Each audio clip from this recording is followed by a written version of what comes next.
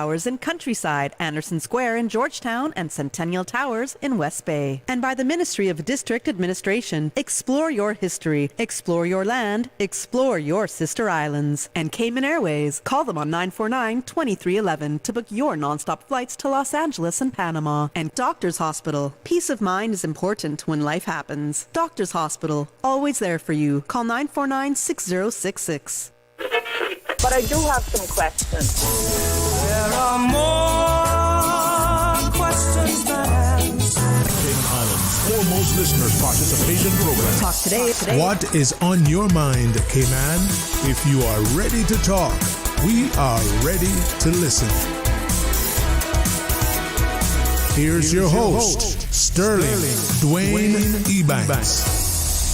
Hey, a wonderful welcome. Thank you all for joining us. And as we get started with our good friend, Ms. Amanda Roberts Stormondale, telling you about the educational opportunities that abound. As a quick reminder, hopefully at 1 p.m., right after the headlines, Ms. Vantisha Conley will come over and share from the minister's perspective. 1:30, Dr. Katrina Jern will make that overseas call and share her input. Well, it's going to be a great show for Friday, so stay tuned for Talk Today.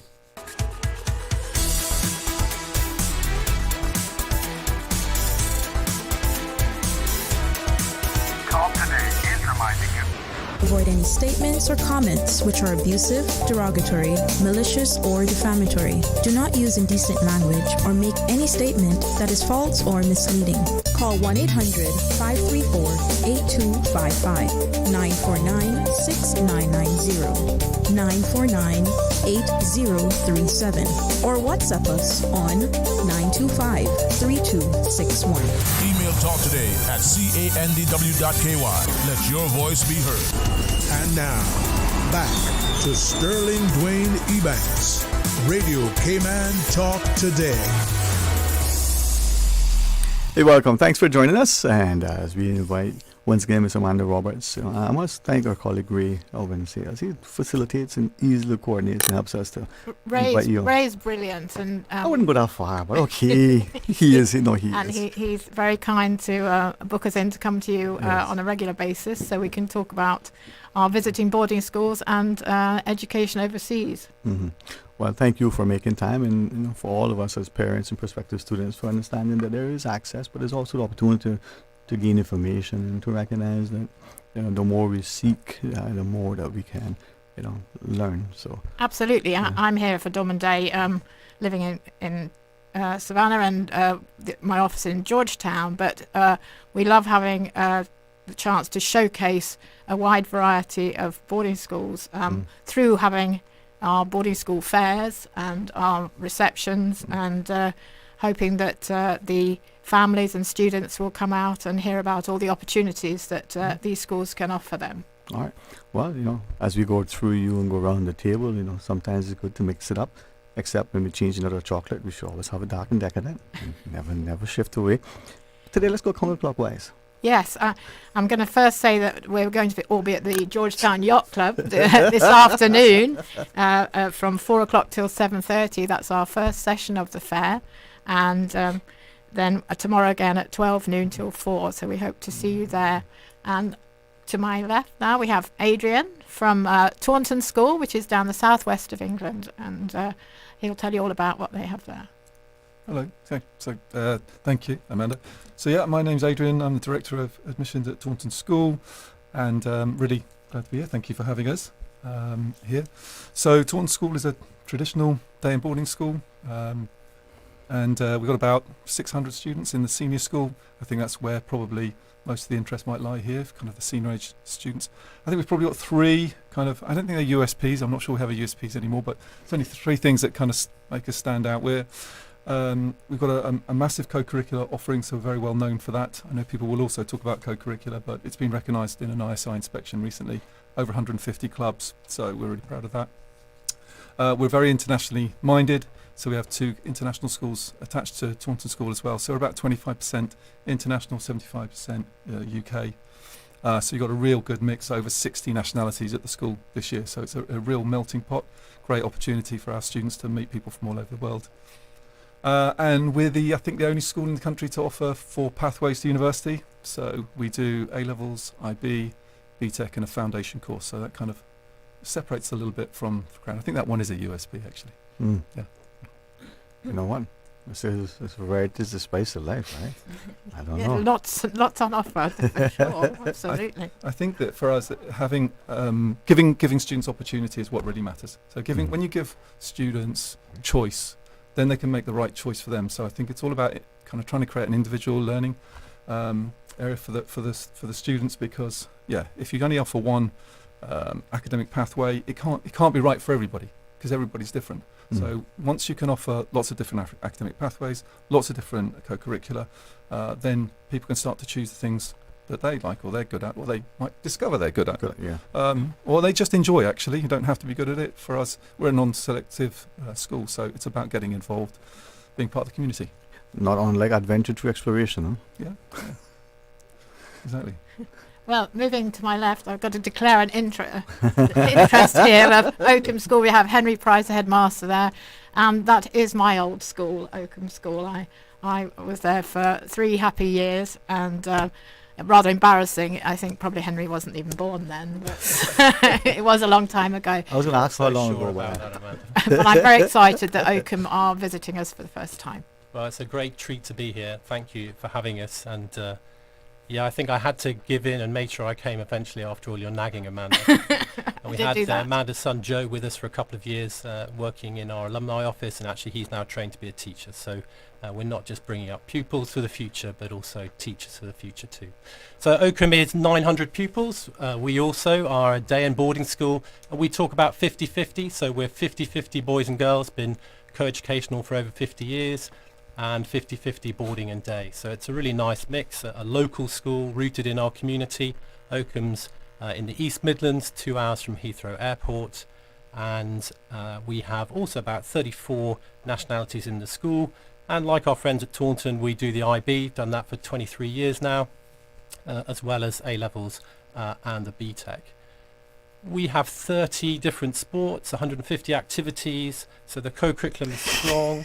But I think what we've really blended and knitted is something we call the connected curriculum at school. So we feel really strongly that what you learn, knowledge, skills and values, you learn them in your maths, your English, your French, but you learn them when you're sailing, when you're doing music, when you're doing drama.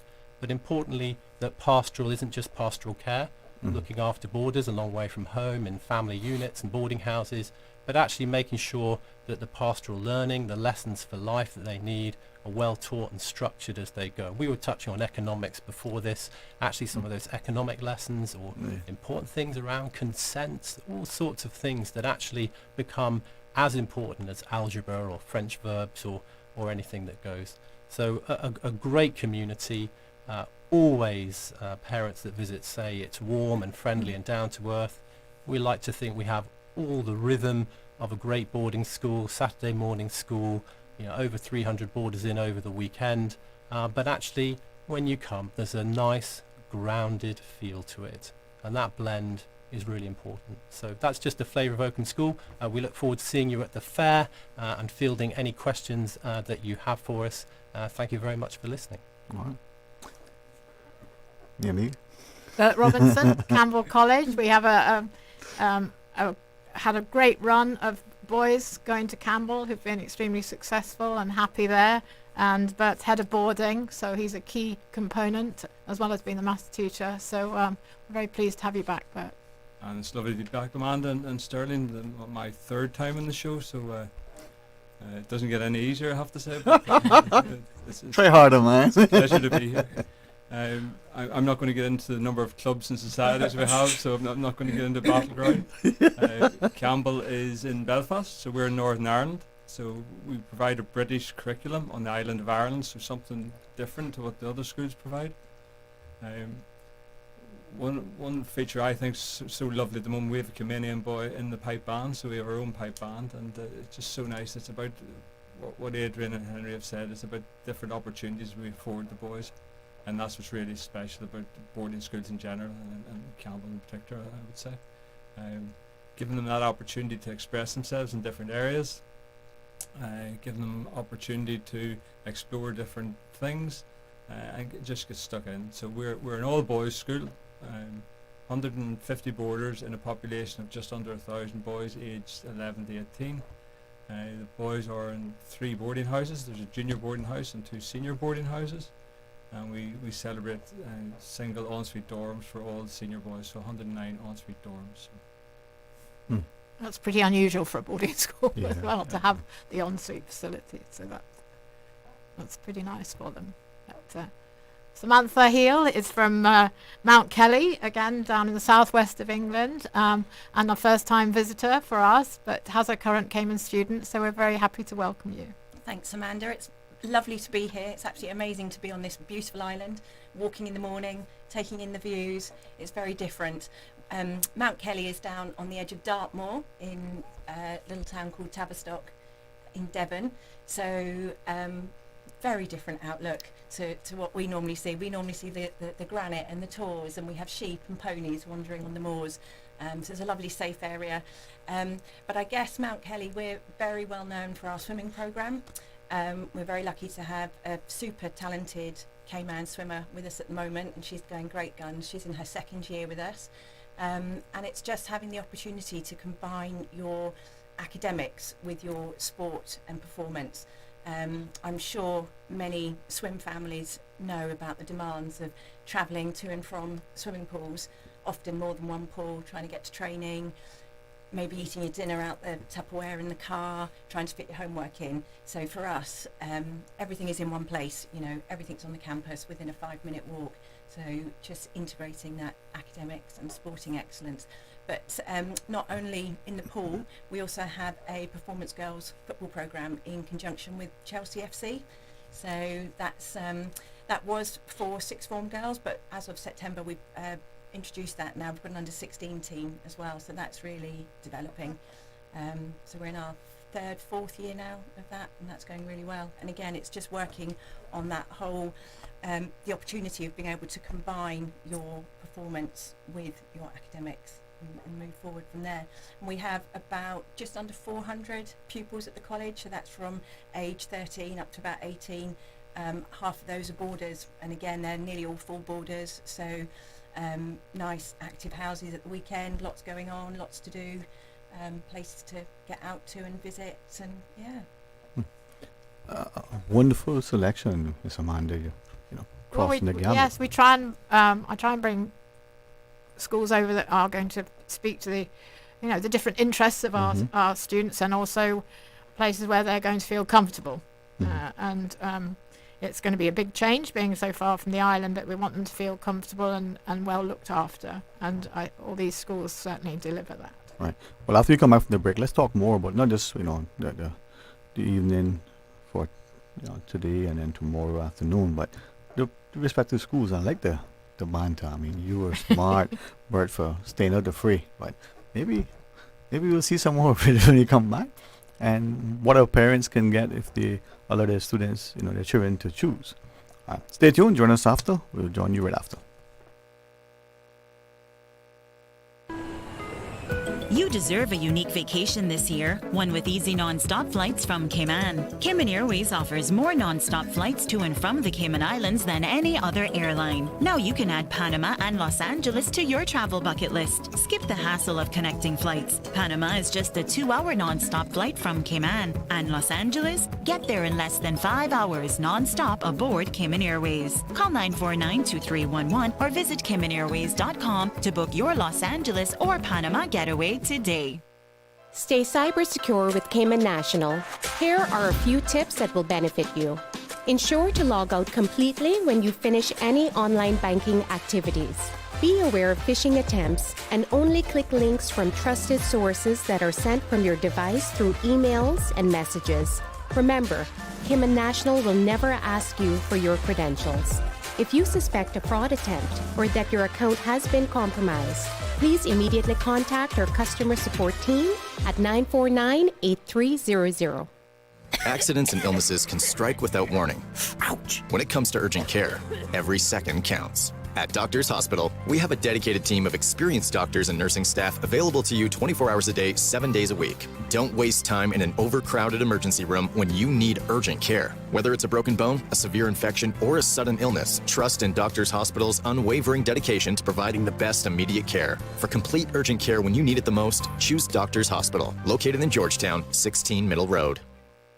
There you go, sir. Thanks for choosing JN Money Transfer. Boy, thanks to JN Money Transfer, I can stay right here in Cayman and pay mama bills back home in Jamaica. Her water, light, phone and other bills never late. Every month I pay everything in one place. Make payments to over 30 companies in Jamaica through JN Money Transfer. Fast, affordable, convenient. Call 1-800-744-1163 for details.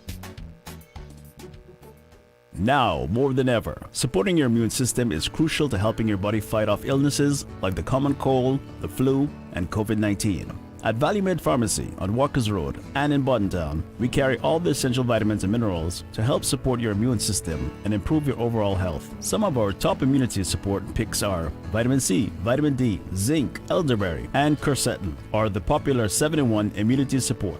Our pharmacists are always on hand to help guide you and answer any questions. Visit ValueMed Pharmacy on Walkers Road or Buttontown. Live happy, live healthy with ValueMed Pharmacy. Radio Cayman's Talk Today.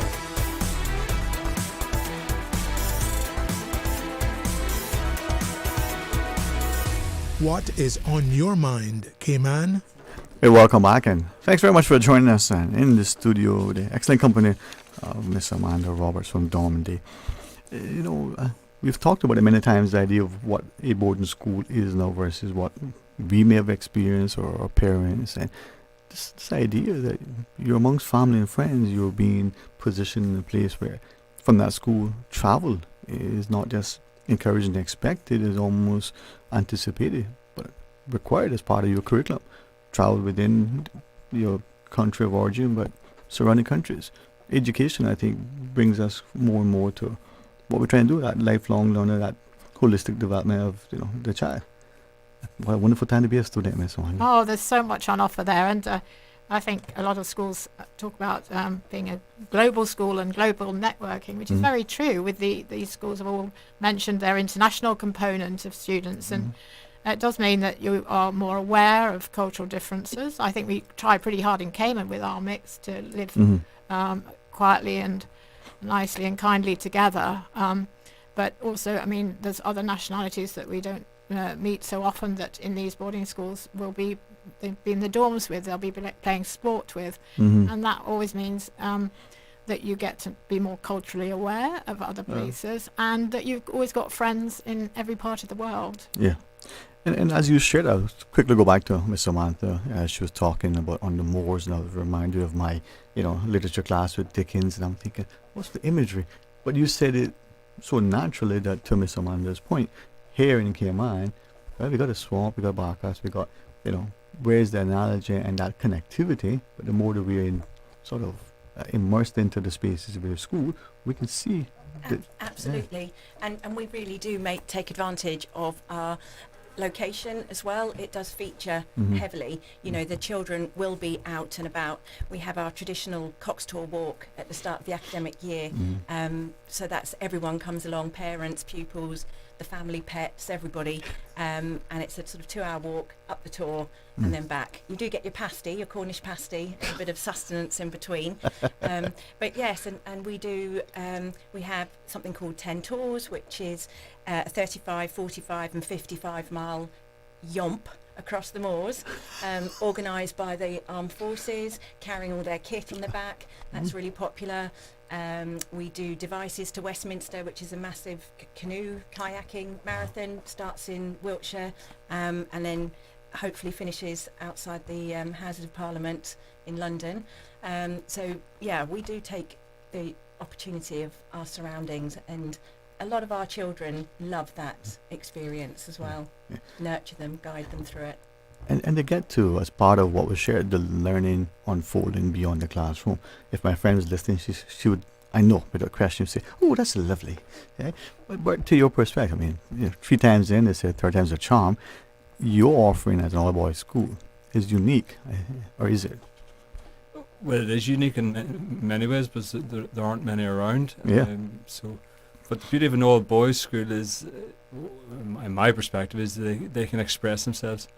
I'm very careful not to use the word natural, because many people say it's not natural, but boys can just be themselves. They can be in the rugby field, come in, be smelly for a while, and not have to worry about impressing the fairer sex. So just to express themselves, I have 3 sons, all of whom are at the school, all of whom are in the choir.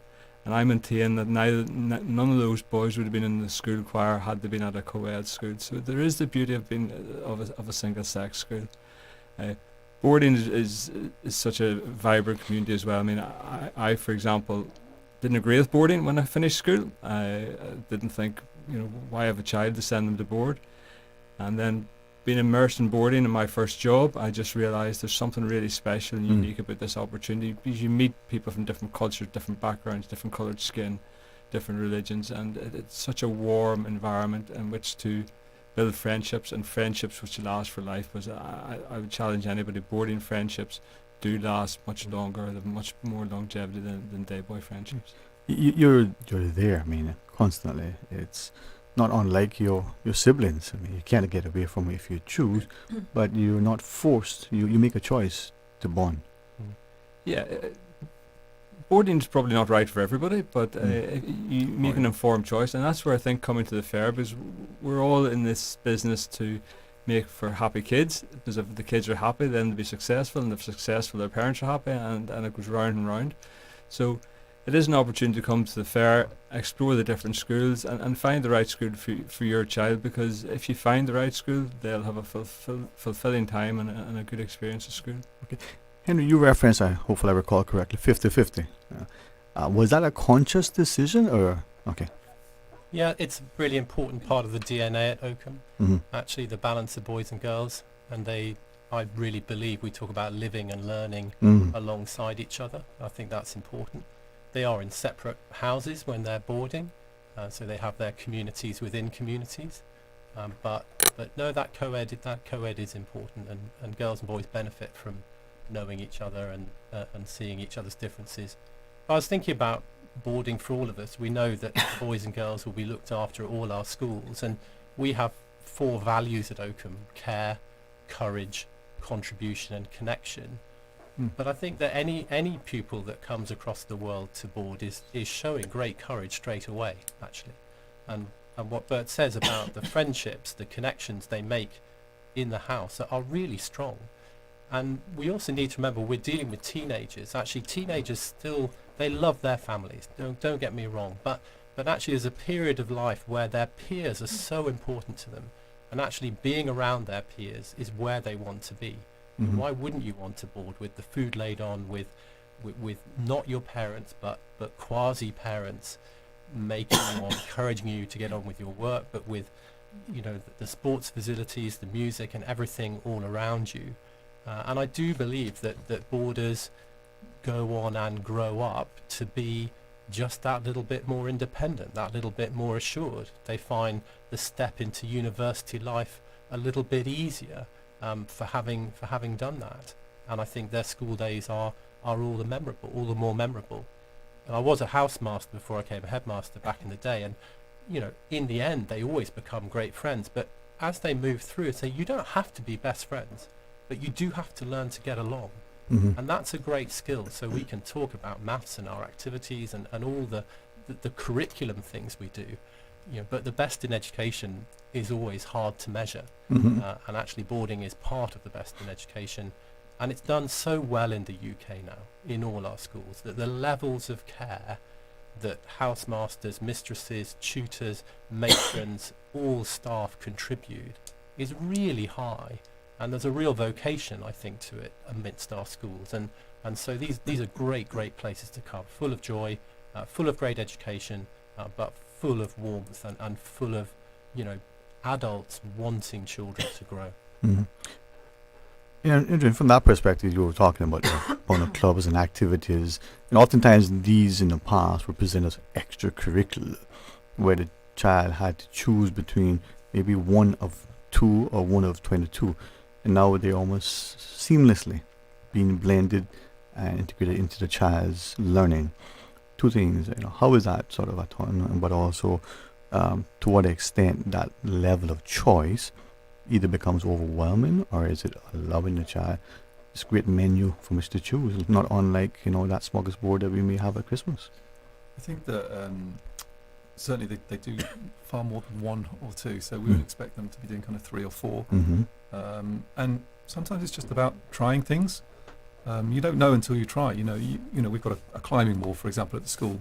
If you've never tried climbing, how do you know until you try it? You may be the next best, climber. So it's about giving them the opportunities, and giving them a chance to try something, and then after a term they can drop it and try something else if they're not enjoy. For me, it's all about the enjoyment of it. Yes, you can provide facilities, resources for elite sportsmen and women or musicians, whatever.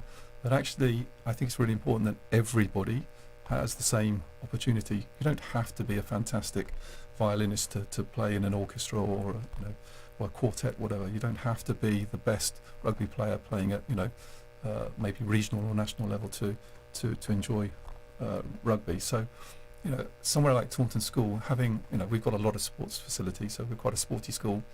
I think we're ranked 14th recently in the country for sport. But we don't just have the A's and the B's, you will have the C's and the D's. So just having that breadth means that they can try it, and it's in a very safe environment, and they can have a go. So I think that's very important. I can't remember what the second point was. You answered it indirectly as Did I? well. Yeah, Okay. yeah. Okay. Participation in opportunity and exposure and introduction and the like. But also actually helping young people make choices. Yeah. That is also part of them growing up. So we want them doing as much as possible. But we know as we get older, we have to begin to narrow a GCSE choice or those sixth form academic choices or university. So helping them make choices, and in the end realising you can't do everything, that's also part of the growing up process. And that's where in all our schools there'll be tutors and sort of sixth form, heads of sixth form or UCAS or university advisors, all helping contribute to help that young person make the right choices. Yeah, I think it has changed a lot. The tutor system in all of the schools, they know the students so well. So we have had I had a student last year who was doing 7 clubs, but actually it was impacting her academic study. So her tutor would speak to her, and then she reduced that, because you can't do everything. But on the flip side, I do think students that age, those kind of teens, are like sponges. We should never underestimate what a child can take on, because they can take on a huge amount actually. And so having those opportunities is really important. But you do have to watch it, and I know all of the schools here will make sure that the students are making the right always the right decision, but when they make the wrong decisions, they're getting the support that they need. All right, final break, Mr. Martin, and when you come back you can remind us this afternoon and tomorrow, and a couple of other things I may be inclined to ask if time allows. I'll be happy to do that. All right, join us right after. You deserve a unique vacation this year, one with easy non-stop flights from Cayman. Cayman Airways offers more non-stop flights to and from the Cayman Islands than any other airline. Now you can add Panama and Los Angeles to your travel bucket list. Skip the hassle of connecting flights. Panama is just a 2-hour non-stop flight from Cayman. And Los Angeles? Get there in less than 5 hours non-stop aboard Cayman Airways. Call 949-2311 or visit CaymanAirways.com to book your Los Angeles or Panama getaway today. Did you know that Doctors Hospital provides urgent care services 24 hours a day, 7 days a week? And Doctors Hospital's urgent care physicians have access to the most advanced MRI and CT imaging in the Caribbean, providing reliable diagnostics when you need it most. When you need quality urgent care for an illness or injury, Doctors Hospital is here for you 24/7. Whether it's a migraine, chest or abdominal pain, shortness of breath, broken bones, or another urgent need, Doctors Hospital at the top of Walker's Road. Urgent care right now. Stay cyber secure with Cayman National. Protect your computers and mobile devices with security software to defend against cyber attacks through viruses, malware, and other online threats. Be aware of unsecure Wi-Fi connections when in public. If you need to access your online banking or sensitive information on your mobile devices, try disabling the Wi-Fi and switching to data from your mobile network. If you suspect a fraud attempt, please contact our customer support team at 949-8300. Wouldn't it have been grand if you had purchased land 30 years ago? It may not be 2020, but a perfect vision has never been more clear. Kimmanbrack and Little Cayman, poised for growth with an eye on the future. Your land, your history, your future. Discover all that our sister islands have to offer. The Business Buzz. Each and every Tuesday and Thursday morning at 7:30 a.m. Brought to you by Cayman Insurance Center, specializing in property, life, and other lines of insurance products and services. And Kirk Market. Experience a world of choice. Radio Cayman's Talk Today.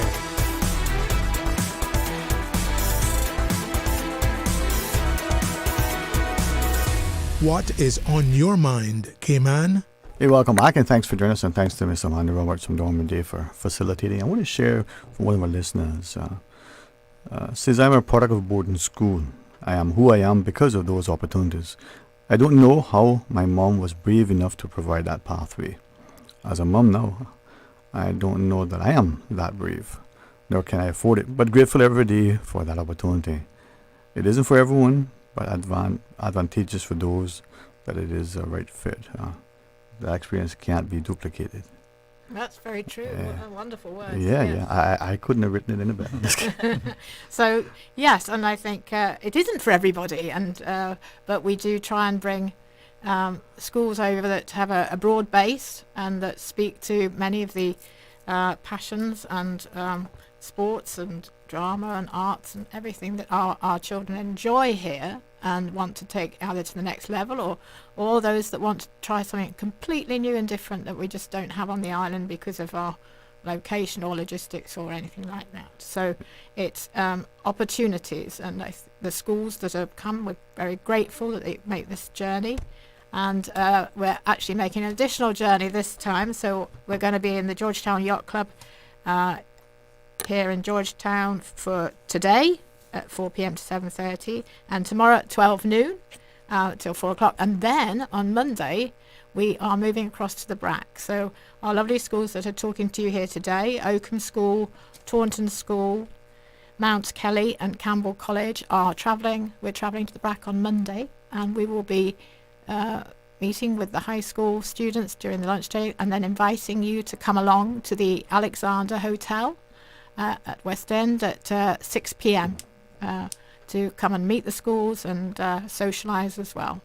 That's this coming Monday in the BRAC. It is, yeah. All right, 6 p.m. at Alexander. Yes. All right, well, could Little Cayman Airways flight across? Oh, that'd be nice. And then for those here tonight, as you shared, from 4 to 7:30. Yes, tonight and tomorrow. And tomorrow again. From 12 noon. All right. It is, an opportunity that I think we don't hopefully take for granted, but appreciate how important it is. Here are 4 more schools, not so much in my view competing as you are for students, but collaborating, because at the end of the day, the products of the respective schools become our citizens who impact us through potential, being legislators and policymakers, business, but just citizens, and their comings going.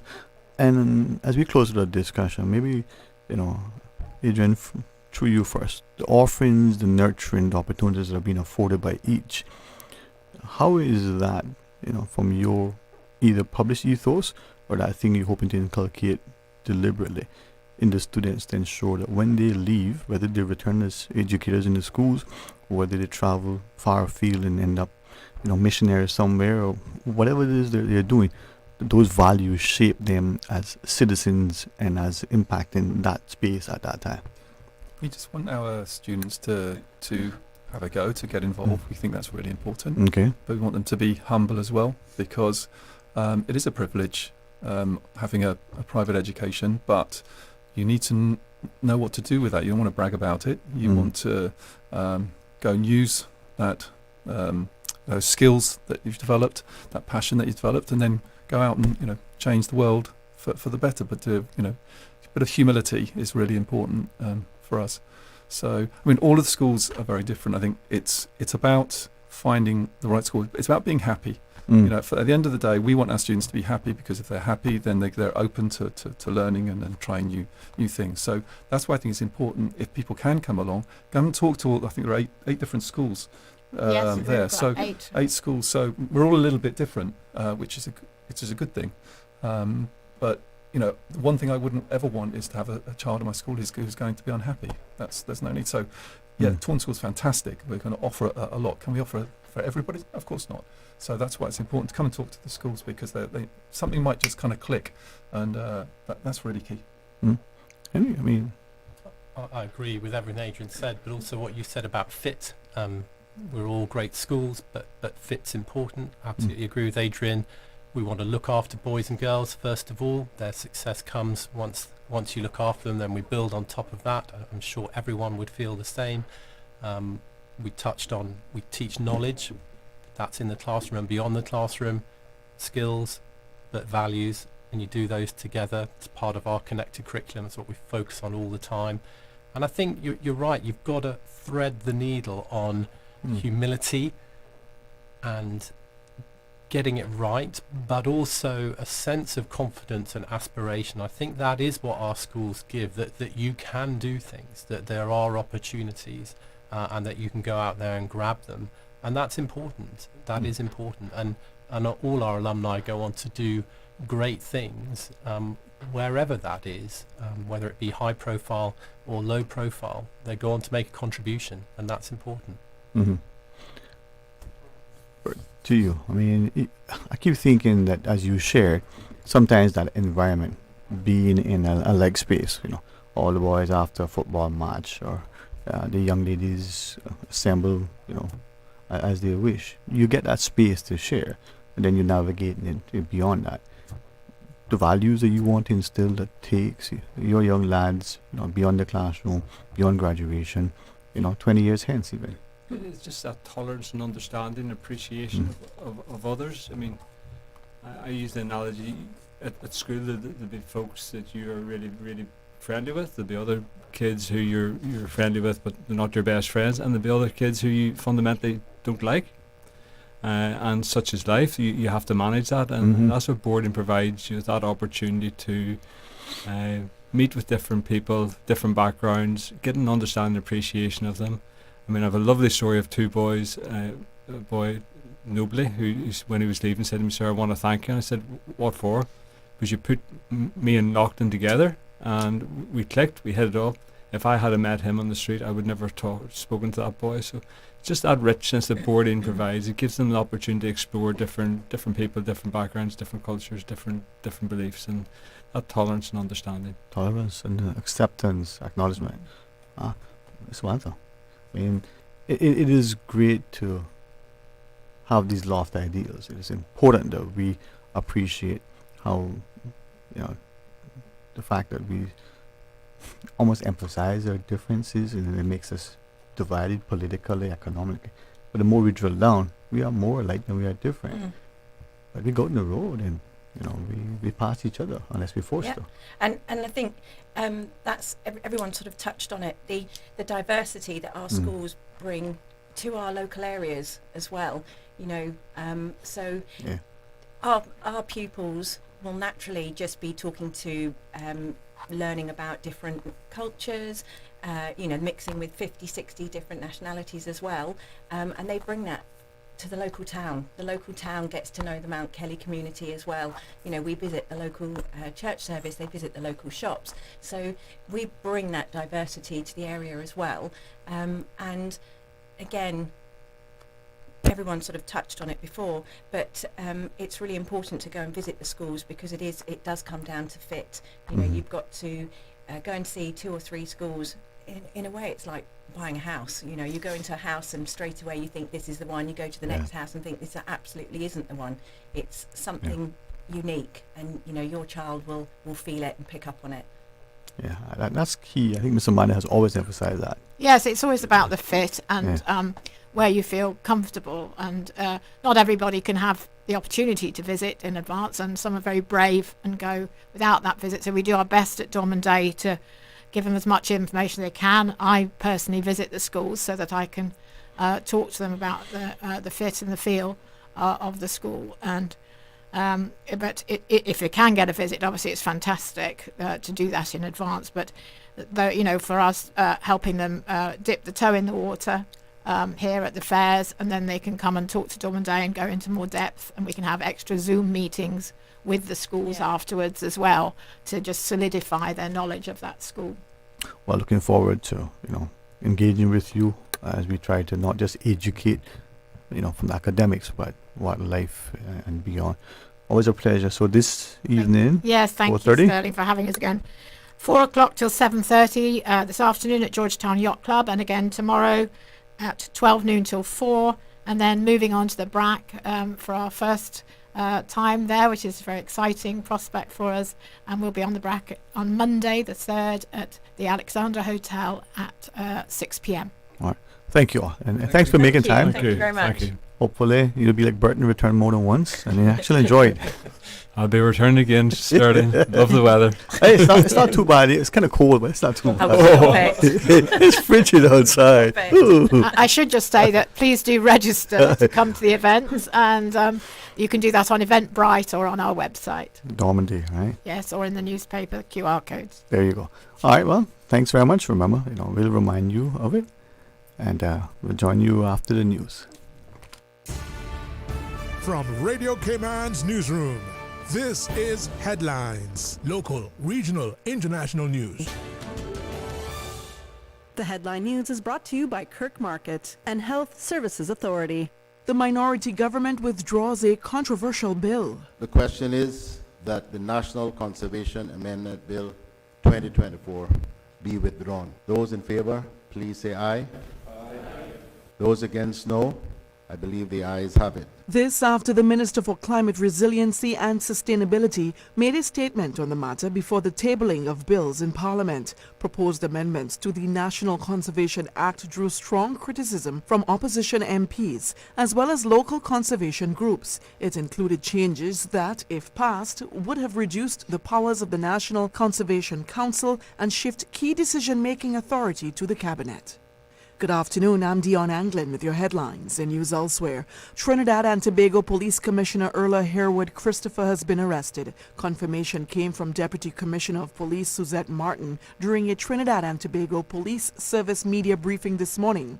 Harewood Christopher was reportedly held for questioning on Thursday in relation to her allegedly granting permission to former Strategic Services Agency Director Roger Best to import 2 sniper rifles. And recovery operations are still underway in Washington, D.C. after an American Airlines plane from Kansas carrying 64 people on board collided with a military helicopter manned by 3 personnel on Wednesday night. The victims include top figure skaters from the U.S. and Russia, a young pilot, flight attendants, and a lawyer traveling home on her birthday. That's a wrap of your headlines. I'm Dion Anglin. More news available at www.radiocayman.gov.ky. Check out our social media pages: Facebook, YouTube, X, formerly Twitter, Radio Cayman Headline News.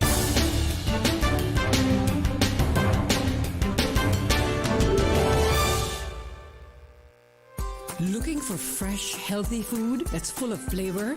Then you've got to visit Kirk Market. Our dishes are made with fresh, high-quality ingredients. Enjoy vibrant mixed greens or satisfying pasta salads. Or try one of our delicious grill options like blackened chicken, spicy beef steak, or grilled salmon. Looking for something light and flavorful? We've got sushi rolls and poke bowls prepared daily. And don't forget to explore a hot bar or build a fresh salad at the salad bar. Stop by Kirk Market today for breakfast, lunch, or dinner and taste the difference. Eat well, live well with Kirk Market.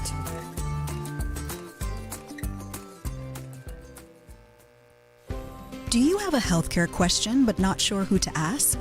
Contact HSA's Patient Call Center to speak to one of our experienced clinical team members. We are here to answer your questions and help guide you through your healthcare journey. Need to make an appointment? Our team can help. Contact HSA at 949-8600 or email info@hsa.ky. At HSA, we are committed to caring for you. Radio Cayman is pleased to feature this special Sister Islands historical vignette brought to you by the Ministry of District Administration and Lands. Explore your history, explore your land, explore your Sister Islands. The Bogue is the 8-kilometer or 4,000-foot channel from the western point on Cayman Brac to Point Asan on Little Cayman. On the 2nd of May, 1987, Jeff Miller crossed the Bogue in 2 hours and 36 minutes. He was later nominated for the Udovan Award for Most Adventurous Swim by the Marathon Swimmers Federation for a circumnavigation swim around St. John Island. Since then, many swimmers, including a former Cayman Islands governor, have continued to swim the Bogue, with subsequent charity events being created. Radio Cayman is pleased to feature this special Sister Islands historical vignette brought to you by the Ministry of District Administration and Lands. Explore your history, explore your land, explore your Sister history. Islands. Explore your land. Explore your Sister Islands, the ultimate staycation experience. Your culture, your freedom, the land that time forgot isn't gone. It's your Sister Islands. Discover all that our Sister Islands have to offer. You deserve a unique vacation this year, one with easy non-stop flights from Cayman. Cayman Airways offers more non-stop flights to and from the Cayman Islands than any other airline. Now you can add Panama and Los Angeles to your travel bucket list. Skip the hassle of connecting flights. Panama is just a 2-hour non-stop flight from Cayman. And Los Angeles? Get there in less than 5 hours non-stop aboard Cayman Airways. Call 949-2311 or visit CaymanAirways.com to book your Los Angeles or Panama getaway today. Did you know ordering your favorite sandwich from Subway just got easier? Yeah, picture this. No more waiting in line. No more fussing with cash. Just a delicious taste of Subway at your fingertips. With our new app, ordering your go-to sub is as easy as a few taps on your phone. Plus, receive exclusive deals and earn loyalty points with every purchase made on the app. Download the new Subway app today and get ready to ditch the lines and drive straight into your flavor. Visit the App Store or Google Play Store on your mobile phone and search for Subway Cayman Islands. Subway.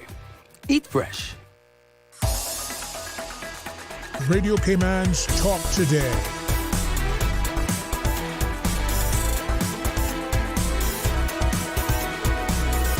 What is on your mind, Cayman? Hey, welcome back, and thanks very much for joining us. And if you're able to share with a friend to remind them, we have the excellent company of the Honorable Deputy Premier and Honorable Tourism Minister, Mr. Kenneth Bryan. We were just monitoring, watching. You guys were over at the House of Parliament, and I know because I shook your hand. This is not AI. This is not what I think called, hologram. He's here physically present. So welcome, sir. Thank you so much, Mr. Dwayne. It's a pleasure to be here, and I know the public must be quite surprised that without the announcements that I am appearing. The reason why I am tasked with coming here is to give an urgent update to some developments within the Parliament.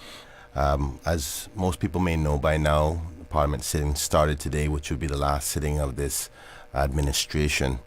And there's some very important bills that were before the House. One in particular, the amendment to the National Conservation Act.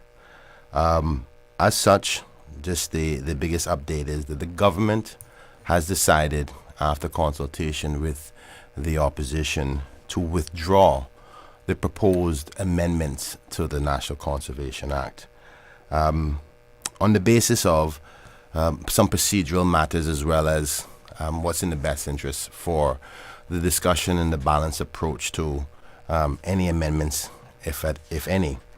The government and those now and those who were before have been in discussions about amending the National Conservation Act for some time. I would say a total of over 2 years, recognizing a number of things that have been happening with the council, as well as the structure of governance in the law that didn't meet the requirements to international good governance and practices. And the ultimate intention of the act wasn't coming across exactly how the parliamentarians of that time intended it to be. I've been on this show before trying to outline what was within the bill, the amendment bill, what the government intentions were that we thought would bring it in best practice to good governance. For example, something as simple as bringing it in line with Section 9 of the Public Authorities Act, which mandates that public officers and civil servants should not be voting on boards. Unfortunately, that act, when it was created, allowed for the director of DOE to vote. So it's not in compliance. And these are the good governance things that we were trying to address, along with some other sections like ultimately should the NCC, the National Conservation Council, have veto power over the cabinet itself, stuff like that. Which seemed to have been the case, right? Which is seemed to have been the case. They have power or a perceived power. I think it could be challenged in court, but we were hoping to have those amendments discussed and supported in Parliament. But we do recognize that after sitting with the opposition, that the controversy that has, in my humble opinion, been falsely surrounded this discussion, it may not be in the best interest of the country as a whole to try to push or amend things when the clouded viewpoint of what is intended and allow with this to be done in the future with the next administration if they see fit. I would encourage whichever next administration, and with God's help and grace, I hope to be a part of it, to make those changes that are acceptable by the people, that presents a fair balance. So we decided to withdraw it. We don't want something as important as this to be clouded with the what I call disinformation about what the intent is. From a procedural perspective, before all of the cloudiness started, once it was approved in Cabinet, we're obligated to send it to Parliament. I know that there's been much discussion that has happened about members of Parliament in the opposite side who were intending to try to stall it through the Standing Business Committee approval, which happened on Wednesday. And there's been reports suggesting that we asserted our power. And I think it's an opportunity for me to clarify that, because unfortunately some news agencies have suggested, again, disinformation and false information as to what happened in the Standing Business Committee.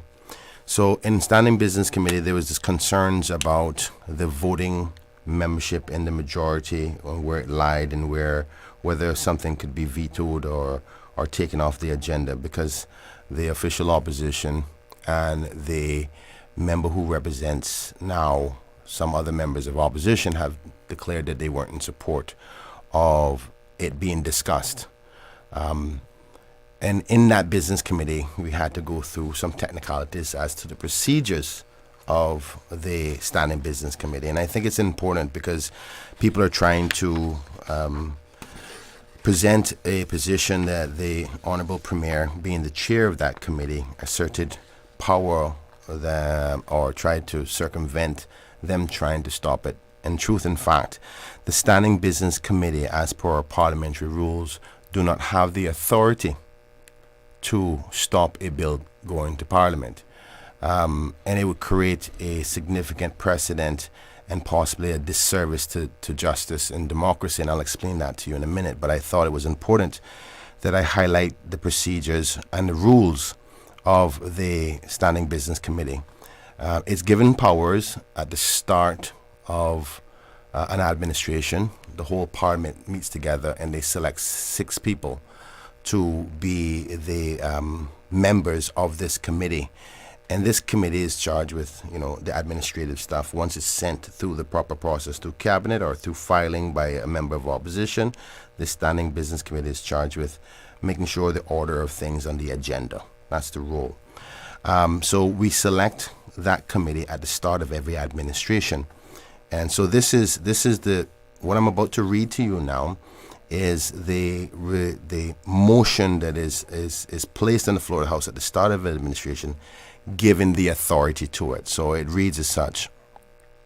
In accordance with the provisions of Standing Order 79, this House appoints a standing business committee charged with deciding the order of business of House. In particular, A, to consider business papers of the House, B, to decide and inform the clerk the order in which the private members' motions are to be debated on, C, to decide and inform the clerk 2 clear days before question day the questions to be put on for reply on the order paper on question day, D, to provide a ready means of consultation between members who are not members of cabinet and the premier and the leader of opposition and the speaker and the clerk, and E, to select a member to read prayers on each day of the meeting of the House other than a state opening meeting, and F, to inform the clerk the order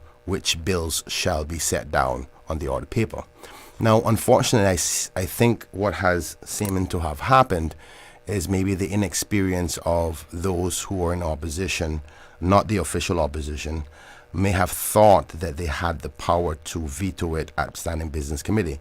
But the Standing Business Committee doesn't have the authority to stop it. It's only charged with the responsibility to say what order we are going to discuss the matters.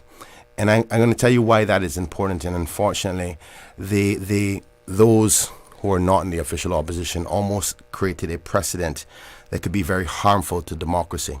For example, right now, we're in the quagmire of having one of the members who was a part of the government, no longer with the government, now in the opposition. And as a result, that's why we're in this position to have a concern of 3-2 vote. Okay, before you, I want you to explain that, right? Yeah. But just because you referenced it 3 times, and I made it down, we labor under the Westminster model. Correct. And you said opposition and not the official opposition. Correct. Just for clarity and not to belabor it, explain to us so that there is a recognized opposition. Who is that? Valid point. And I was trying my best to avoid saying names. I know, sir, but I think it's important. Yes, You're sir. right. The country needs to know. Because we're going to election, it's going to be a lot of pandering and ignorance. So the official opposition is the Honorable Joseph Hugh and the Progressives Party members. Right. The unofficial opposition, who have now formed a party, I think it's the Cayman Islands Community Party. Yes, let's talk about that. The former Deputy Premier Dwayne Ebanks. And the former Premier prior, Mr. Pandan. Yeah, but he wasn't a part of the committee. Right. So I'm referring to the former Deputy Premier Dwayne Ebanks. Okay. So he suggested that it not be allowed. Unfortunately, by suggesting such thing, you're creating a precedent whereby in the future, because the committee is made up of 6 individuals, 4 from government and 2 from the opposition, you can potentially put a situation where the next administration, who's not in this quagmire, can decide to say, okay, you've done it before, precedent has been set, we will vote down everything that the opposition puts forward. And then you have circumvented democracy in its entirety. Right, and as I was reminded again today, because of the Westminster model, we have the Constitution, but there's also conventions. Correct. Practice over time that becomes cemented, becomes... Correct. Right, so that convention then could emerge to be the established practice, which is what you're saying the precedent could be. Could be set. Okay. Yes, right. and it's a very dangerous one, right. and I think that if there had been more research and analysis by the member who was not a part of the opposition, they would have seen that the standing orders would not have been able to prevent such a thing. And I'll give you an example of what I mean. Right. So when I was in the opposition in the last administration, I was a sole member, I was an independent by myself. Say, for example, if I pose a question and I do the formal process to say I want to ask this minister so and so and so about Georgetown Central, and the government of the day says I don't like you, I'm just not going to allow your question to be on. That's not the purpose of the Standing Business Committee. Your job is not to circumvent democracy. Your job is just you've only been powered with the order of business, but you can't stop the business from happening. The only person who can stop the business from happening in the Parliament is the Speaker, but under certain rules as per the standing orders. So you can't just arbitrarily say, no, you're not going to allow it. Once you meet the requirements of the democratic principles that we adhere to, it has to be allowed. Okay. Now, I only want to clarify that because, unfortunately, there's a dissemination that suggests that the Honourable Premier, wrongfully used her power to stop them from their veto. The truth is, there's no such power. And just a little bit of research of the standing orders, they would have learned that. But that being what it said, hopefully I clarified that. But the purpose of coming here today, right after Parliament sitting, which will resume back on Monday, is the government's decision in the best interest, because we don't want the country to be left with this idea that we are anti the environment, which is being wrongfully dispelled in the community by those on the opposite side, not the official opposition. And for namesake, Andre and that party, the Cayman Community Party, is portraying that we're anti-environment. And that's not what this bill is about at all. It's about good governance principles. Now, I know the members wouldn't support things that are against international practice to allow civil servants to vote on boards in any other place, but they seem to be okay to allow it here for their own. Politicizing politicizing the process. Okay.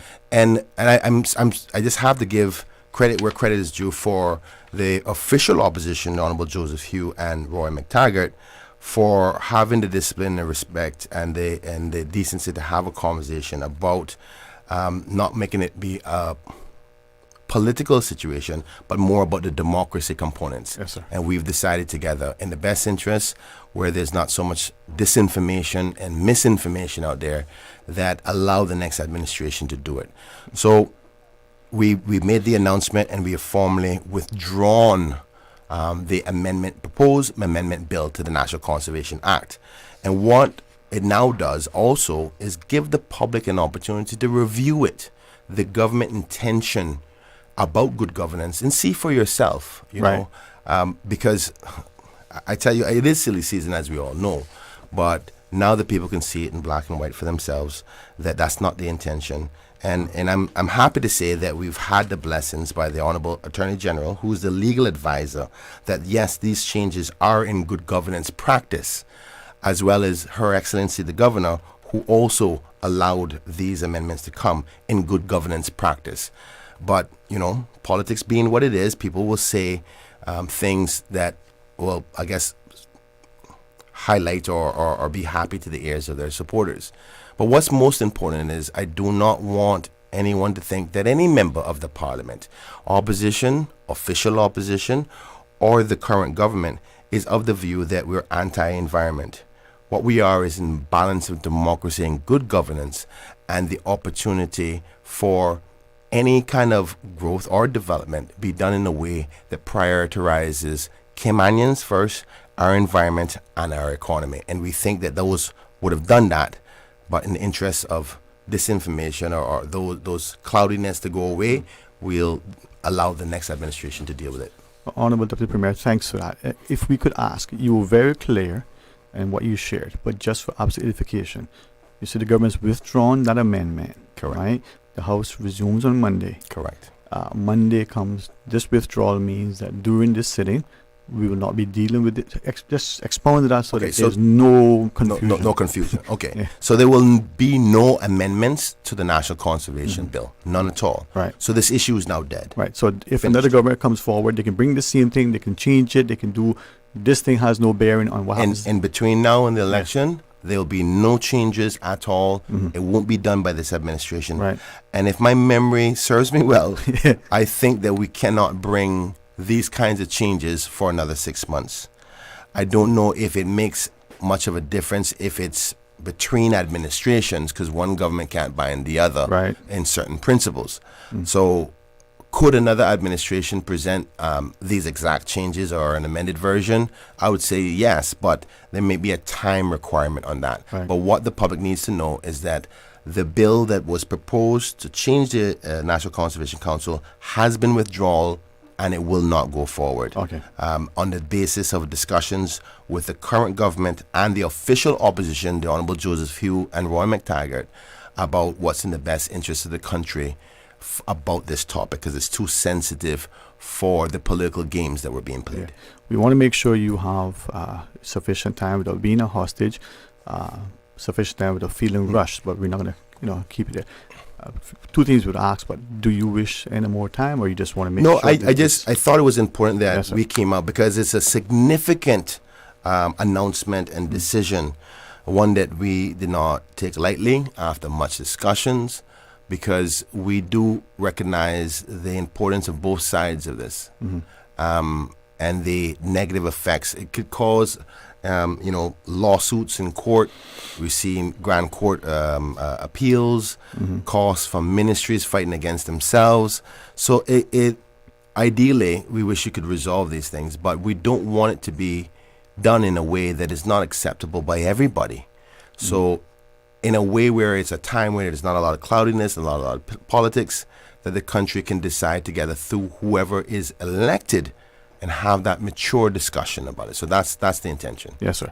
And in the interest of time, and especially given that it is, as you said, on the eve of an election, you were very clear. We would only have asked again for just further edification, the notion that in the SBC, the Standard Business Committee, Mr. Ebanks, the former Deputy Premier, contention could have created a precedent which could have caused for the public's, again, proper edification. There is an opposition, as per the Westminster model, Her Majesty's loyal opposition. There's other grouping of individuals who will be coming forward as a registered party and the like. That plays out to the extent that politically there could be some expediency, or is it more than just the politicking of the landscape in order to prepare before the voters in relation to how Parliament could be sort of... To answer your question, I can't say that. I don't know if it's one or the other. Okay. Whether it's inexperience as a member, he was a minister, he was the deputy premier. I don't know if it's his inexperience or didn't read the provisions of the motion as to the authority of the Standing Business Committee to suggest a thing, or were they being political and agitations? I don't know. But what I do know is I'm happy that there was enough legal advice and dialogue and discussion, reading the documents over for their hearing, to recognize what you're trying to suggest is a far push away from democracy and can set some serious damage to our democracy in the Cayman Islands. And I'd be honest with you, if it was allowed, I would probably be writing to the Foreign Office, because it's the quagmire that we were in with a minority government, with one of the former members now on the opposite side. You would never know something like this would ever happen, because it never would ever actually present itself. But to suggest such a thing without thinking about the consequences of it is worrying. Okay. So, and I want to make sure that the country knows this was nothing about the Honourable Premier asserting her authority. The truth is, the law is the authority, and we just followed the procedures and the rules of the Parliament and the power delegated to us through the motion and the resolve before the House. Right. Thank you very much, sir. Thanks for clarifying that. Of course, we want to be respectful. You're most welcome, and thank you. I'm quite sure you have some other guests that I stole time from. Probably so, sir. and God bless Cayman Islands, and have a wonderful day. Don't forget to tune in to the Parliament on Monday again when we resume. We're going to pause, take a quick break, and then return. We ask you to rejoin us. Please stay tuned. Accidents and illnesses can strike without warning. Ouch! When it comes to urgent care, every second counts. At Doctors Hospital, we have a dedicated team of experienced doctors and nursing staff available to you 24 hours a day, 7 days a week. Don't waste time in an overcrowded emergency room when you need urgent care. Whether it's a broken bone, a severe infection, or a sudden illness, trust in Doctors Hospital's unwavering dedication to providing the best immediate care. For complete urgent care when you need it the most, choose Doctors Hospital, located in Georgetown, 16 Middle Road. The offices of dermatologist Dr. Wayne Porter will be taking appointments January 27th to February 1st at his Crew Road Clinic. Appointment slots are limited whether you're seeking advanced skincare, Botox, filler, cosmetic skin enhancements, or simply looking to reduce wrinkles. Dr. Wayne Porter offers a full-service dermatology and dermatological surgery practice. For more information, email drporterkman@gmail.com. That's drporterkman@gmail.com. Call 946-9020 to book your appointment today. That's 946-9020. Experience the soulful fusion of reggae and jazz with Benil Miller and his reggae orchestra at the 2025 Cayman Arts Festival. The multi-talented singer, songwriter and instrumentalist known for his unique blend of roots reggae, modern Caribbean and jazz. Saturday, February 15th at 7 p.m. at the Harkfield Theatre. Tickets are just $40 for adults and $15 for students. Call 922-5550 or email inquiries at caymanartsfestival.com for more details. Attention Red Bay and Prospect families. Join me, Roy Tatum, your PPM candidate for Red Bay. And me, Crystal Gomez Wilson, your PPM candidate for Prospect. For a fun-filled day to celebrate the everyday superheroes in our community. Mark your calendars for the Post-Heroes Day Family Fun Day. Join us on Saturday, February 1st from 2 p.m. to 6 p.m. at the Eddie Sanchez Community Park on Victory Avenue and Prospect Drive. Enjoy free food and music, face painting for the kids, inflatables and games for all ages, and free photos to capture those special moments. We can't wait to see you there. 2 p.m. to 6 p.m. Saturday, February 1st at the Eddie Sanchez Community Park. Sponsored by your People's Progressive Movement candidates Crystal Gomez Wilson, Prospect candidate, and Roy Tatum, a Red Bay candidate. Stay cyber secure with Cayman National. Here are a few tips that will benefit you. Ensure to log out completely when you finish any online banking activities. Be aware of phishing attempts and only click links from trusted sources that are sent from your device through emails and messages. Remember, Cayman National will never ask you for your credentials. If you suspect a fraud attempt or that your account has been compromised, please immediately contact our customer support team at 949-8300. Did you know ordering your favorite sandwich from Subway just got easier? Yeah, picture this. No more waiting in line. No more fussing with cash. Just a delicious taste of Subway at your fingertips. With our new app, ordering your go-to sub is as easy as a few taps on your phone. Plus, receive exclusive deals and earn loyalty points with every purchase made on the app. Download the new Subway app today and get ready to ditch the lines and drive straight into your flavor. Visit the App Store or Google Play Store on your mobile phone and search for Subway Cayman Islands. Subway. Eat fresh.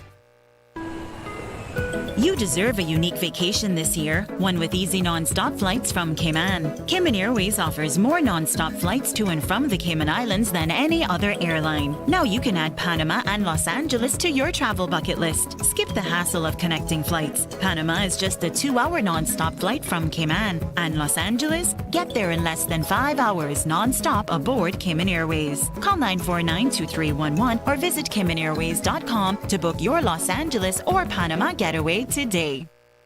The Cayman Islands Agricultural Society presents Roots Rock Reggae with reggae superstar Taras Riley live in concert at the Agricultural Fairgrounds on Saturday, March 1st, alongside Mr. Notch and Local Motion 345, Sugar Daddy, Sound Revolution, and more. It's Roots Rock Reggae going down Saturday, March 1st at the Agricultural Fairgrounds. General admission tickets only $45 and VIP $65 with access to the raised viewing platform. Purchase your tickets now at eventpro.ky.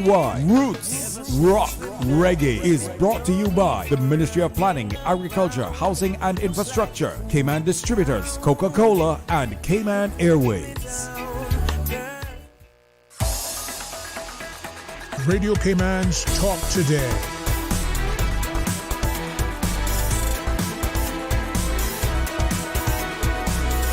What is on your mind, Cayman?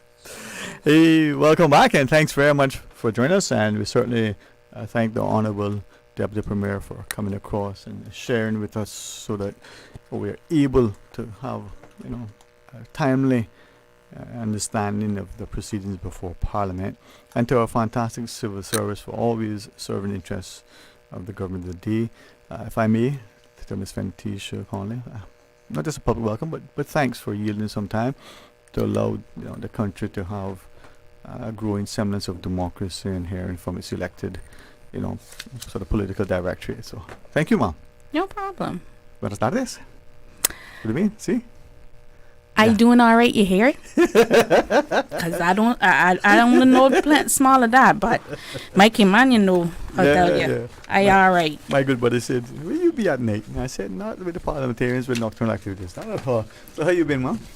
You doing good? I have been great. Good afternoon to the listening public. Good afternoon to Grand Cayman, but more importantly, good afternoon to my beautiful people over in the Sister Islands.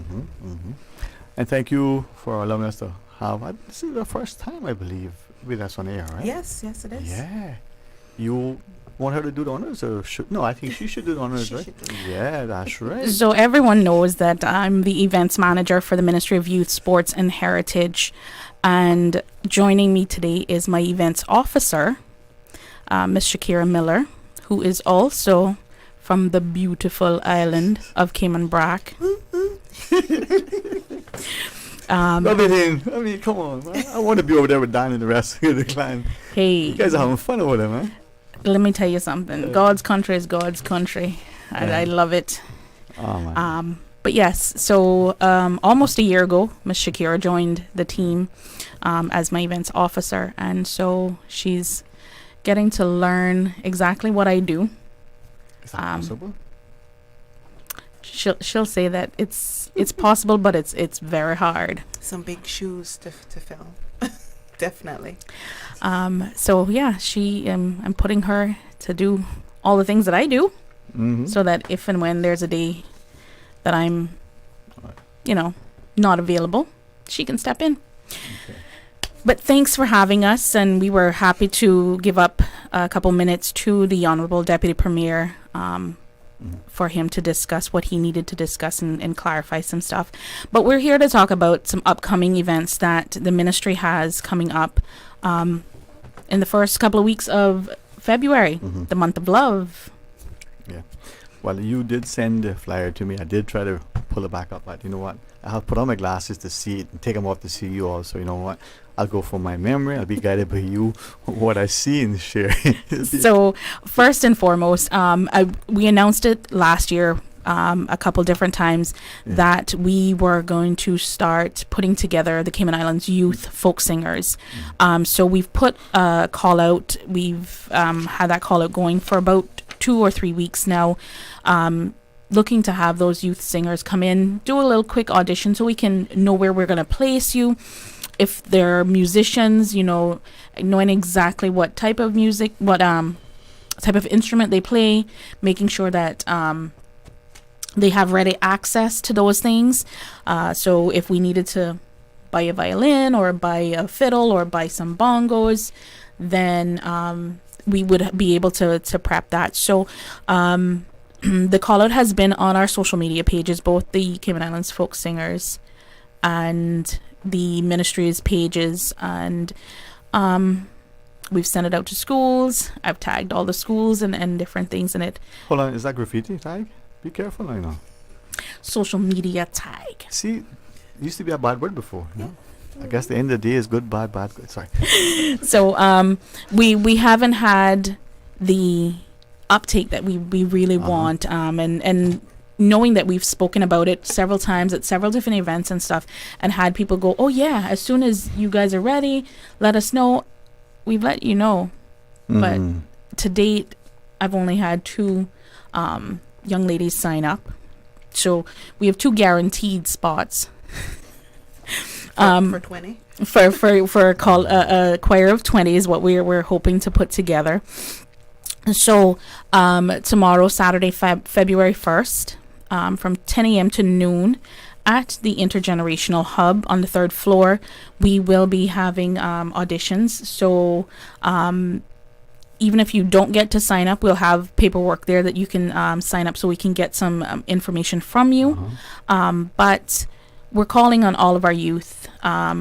We know they love to sing, they love to act, and so on and so forth. So we want to get this up and going off the ground, because what we want is that when the Folk Singers annual concert comes around in October, that a part of that will be premiering our youth folk singers.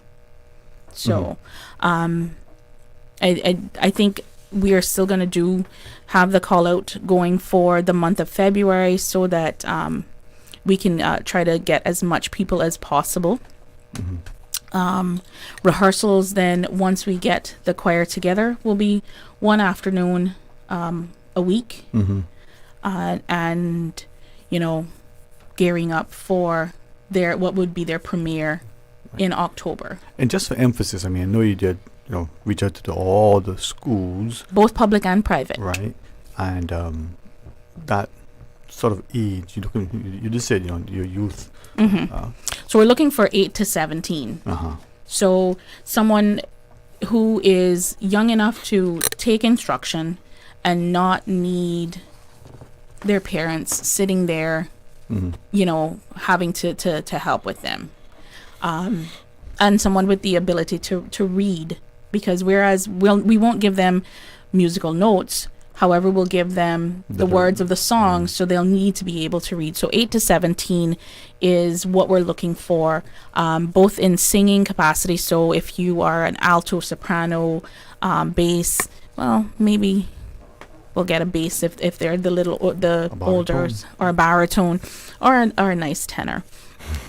But we're also looking for musicians. So if you can play the guitar, the violin or fiddle, bongos, keyboard, those are the instruments. We do have a grater, so we will teach someone how to play the grater. As well as maracas and stuff like that, things that are a part of what we use in our folk music. I like that song, and I was thinking the greater as you said it. If you want to play in Texas, you have a fiddle in the band, but if you're going to play in Cayman, you have to have a greater. Yes. Yes. And well, as we invite Ms. Shakira and publicly welcome, congratulations. But this is part of who we are. I mean, music is something that, like food in the Cayman psyche, they go hand in hand. Yep. Right? And many of us as aspiring singers, musicians, songwriters, and the like, and we like performing. But individually, we may feel a little bit more reticence. But part of a group, a choir, not that we're hiding in the group, we're just shining because we're part of, that bigger, larger, much more pronounced presence.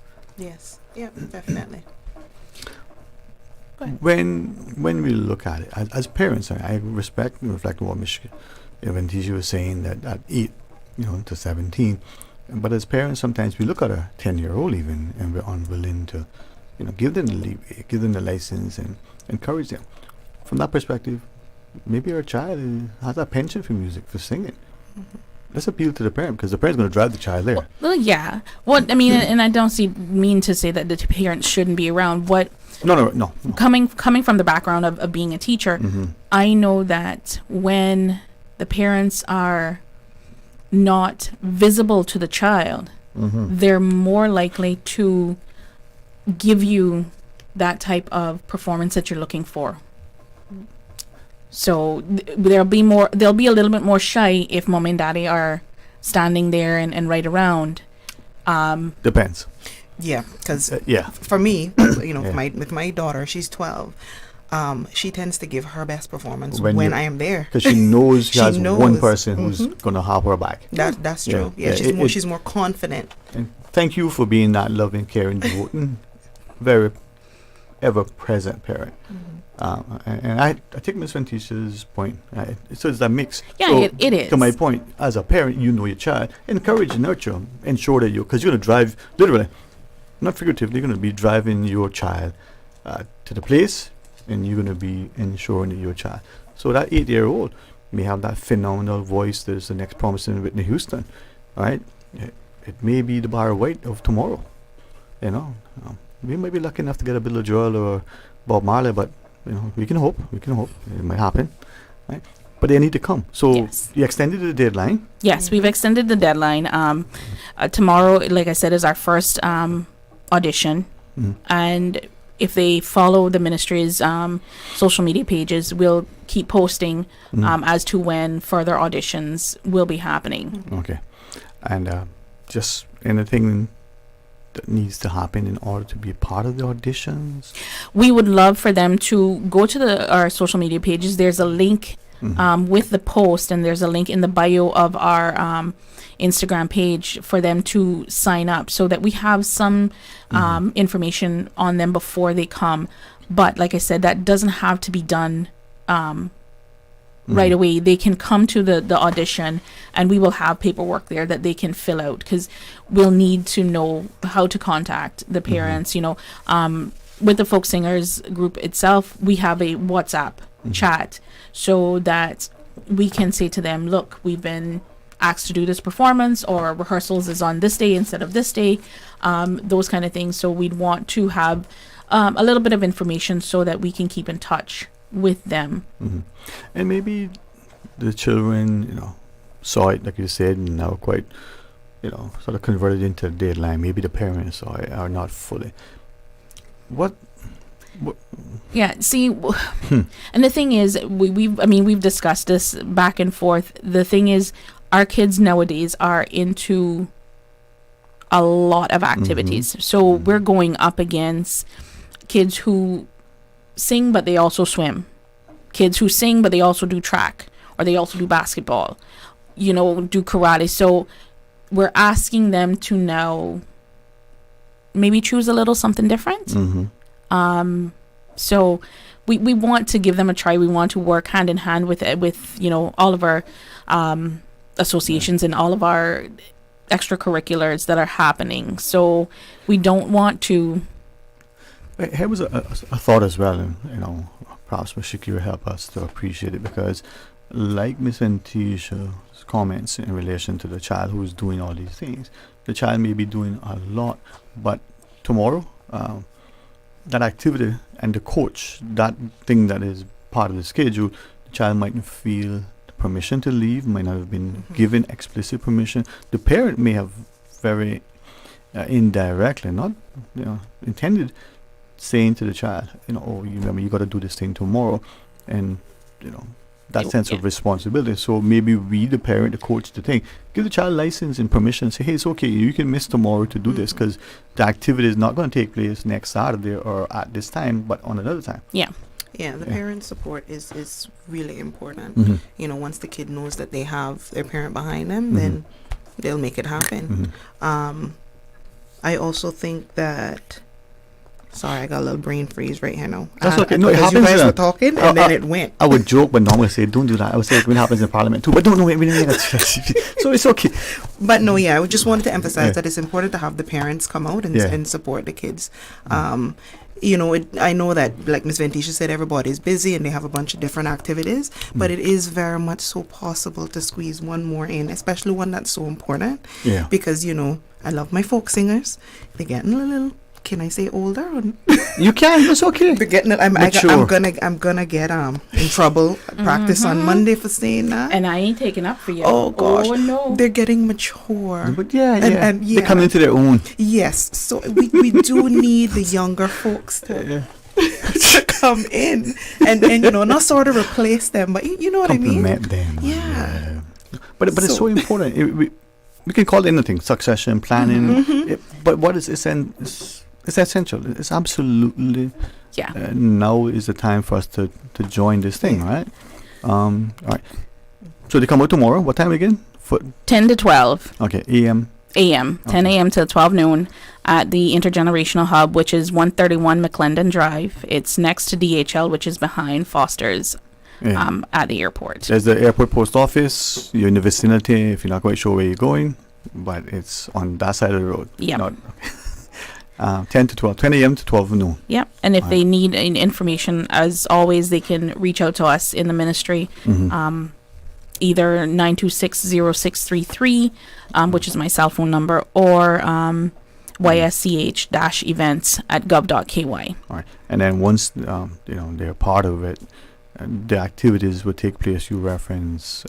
So what we're looking at is we will have their rehearsals every Monday, right just after school. So it'll run about an hour and a half from 4:30 to 6 on a Monday afternoon. So yeah, I have a suggestion. Remind me to make it after. You just thought of something when you said Monday, but I want to be respectful to say it and not to, because we want, and it's inspired by what Ms. Shakira shared, we want to ensure that our children have as much opportunity to be a part of much that's unfolding. But in life, there's a choice. Yes. As much as I want to eat my chocolate now, I can't while I'm on air. That's bad manners, right? So you put it aside and then you come back. We have to know, and navigate, but we should not displace nor deny. And as adults, we need to do that. Do we need to take a break, Miss Susan, or we can keep chatting for a bit? You talk to me for a bit. Okay, talk to us, because we want to be not just a facilitator. We do have for our listeners, if you join us, a little slight schedule change to accommodate the Honorable Deputy Premier. Thanks to Ms. Ventisha Ms. Shakir for allowing that. We have Dr. Katrina Jern scheduled to call in as well, a bit to share, so she'll do that. But okay, no problem. You were here and you are here. So our next upcoming event is actually over in Cayman Brac on Saturday, the 8th of February. Next Saturday, yeah. We will be taking the Folk Singers annual concert. So every October they have the concert here in Grand Cayman, and we follow it up in late January, early February by having the same concert in the Brac. So we are taking their annual concert, Echoes of Our Island, A Journey Through Caymanian Heritage, to the Brac for Saturday, the 8th of February. It's about a 2-hour show, starting at 6:30 on Saturday afternoon.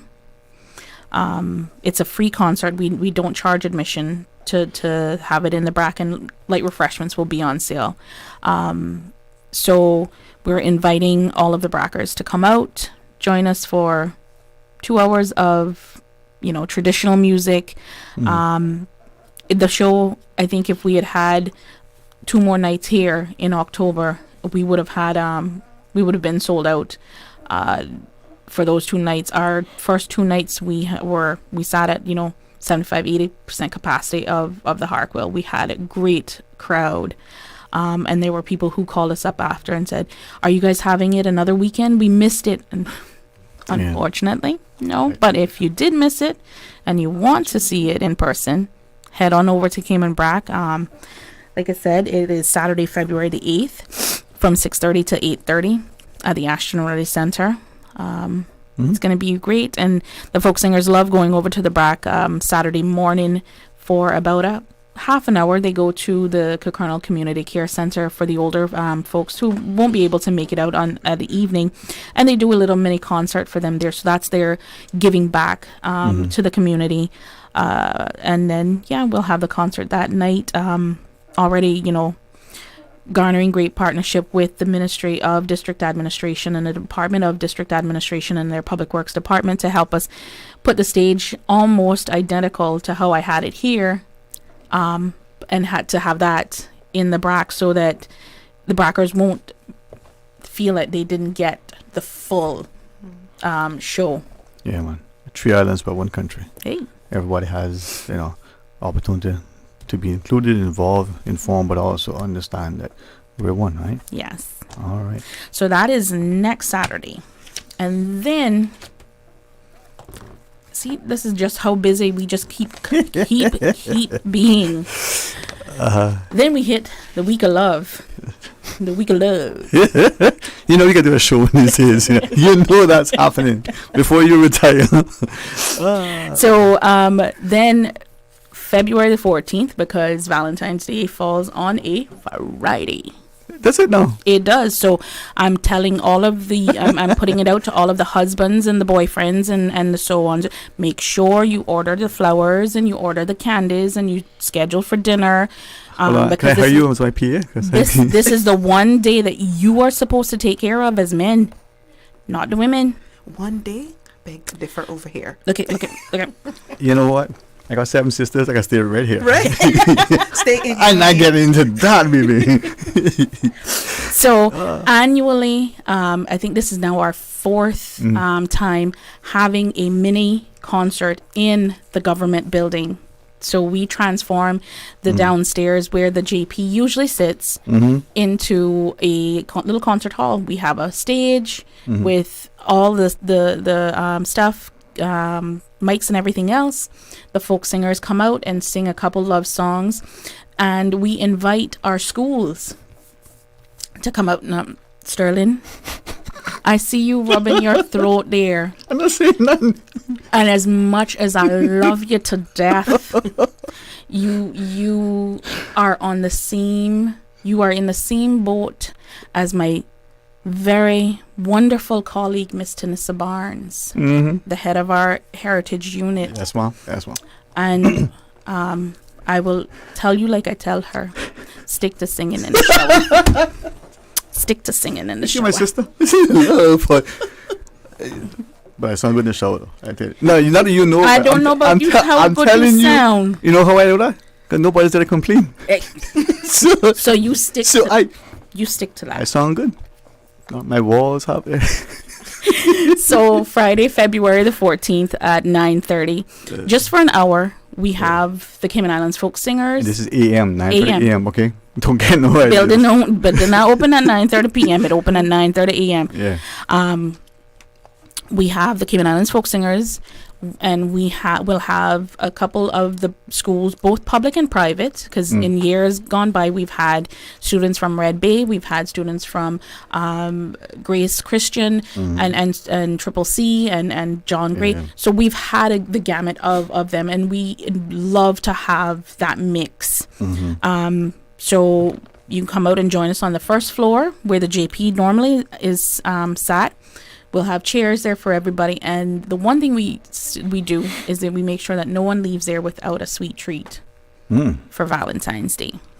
So we usually reach out to our bakers and have either a candy heart or some brownies or something that you'll walk away with for attending the little mini concert. So we invite the public is invited to come in and join the staff of the government administration building. The deputy governor is looking forward to it.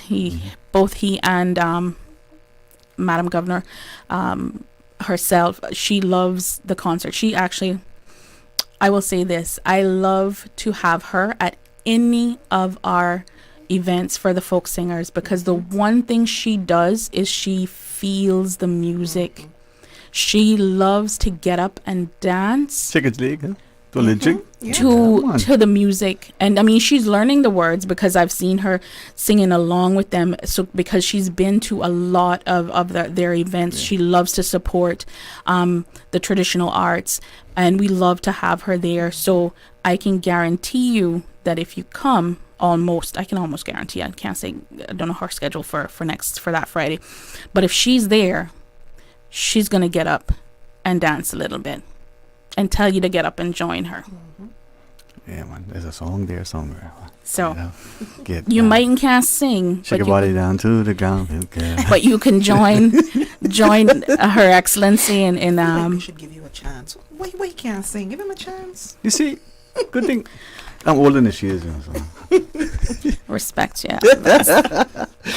No, but this is where I always enjoy when Miss Ventisha comes on, because there's not only the professionalism and the accuracy, but the love that she shares and the camaraderie we have. And then through that invitation, we get to laugh, right? We get to participate, we get to be included.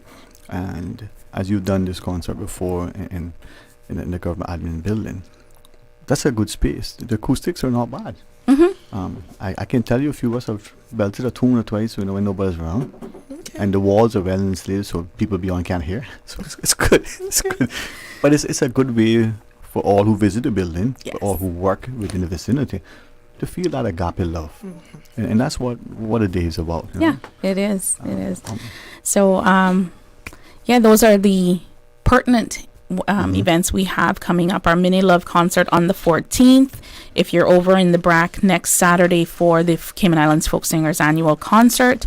And then if you are a youth who loves to sing and play an instrument, come out and join our Cayman Islands Youth Folk Singers.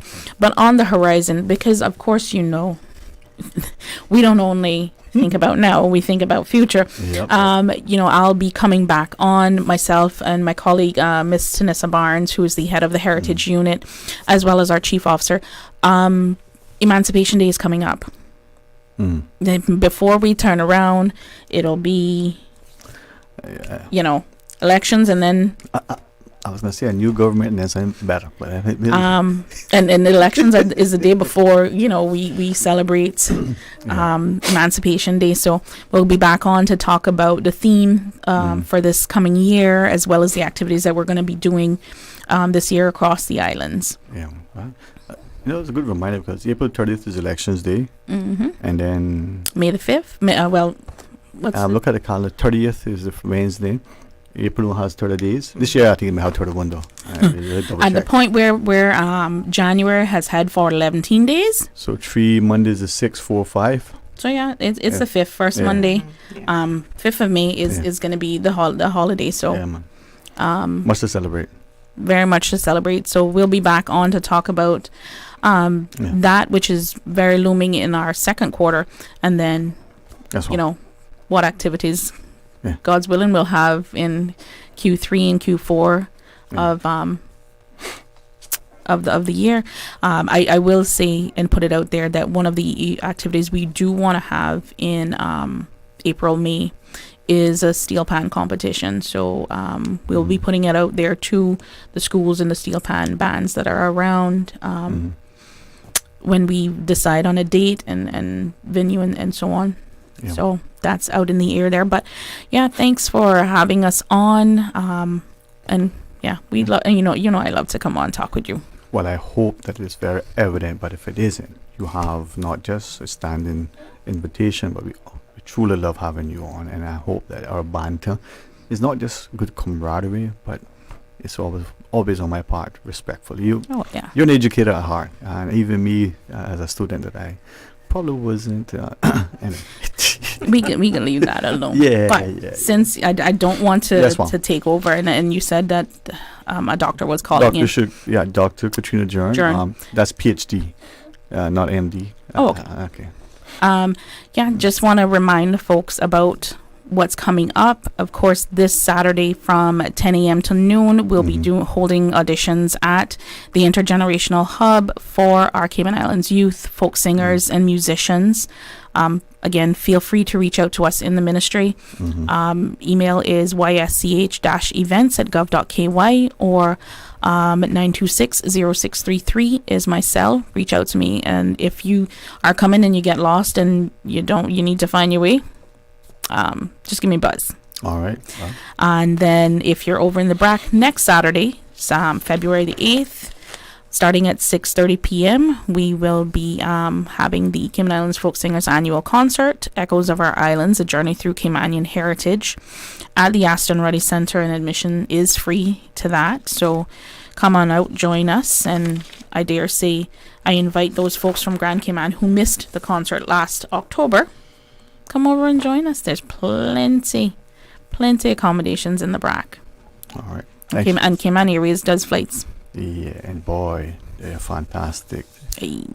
So thanks very much. And then we have our annual Mini Love concert over in the Government Administration Building on Friday, February the 14th, starting at 9:30, with the Cayman Islands Folk Singers, as well as students from both public and private schools across the island to entertain you. And you walk away with a little sweet treat on behalf of the ministry. And for those of us who are over here and really came on, that we had delivered. Got me covered. See, my new best friend. That's good. Thank you, Mom. Thank you. Please come along at any time you wish, all right? Thank you for having me. It was a great first experience. Yeah, well, you have a great mentor. She's amazing. And thanks to Dr. Jern, we'll join her after by phone. Stay tuned. Listen to what our fantastic news team has assembled for us. Yesterday, today, always and forever. Radio Cayman in the Cayman Islands.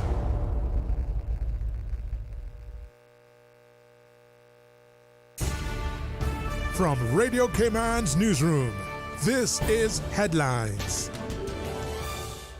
The headline news is brought to you by Kirk Market. The minority government withdraws a controversial bill. The question is that the National Conservation Amendment Bill 2024 be withdrawn. Those in favor, please say aye.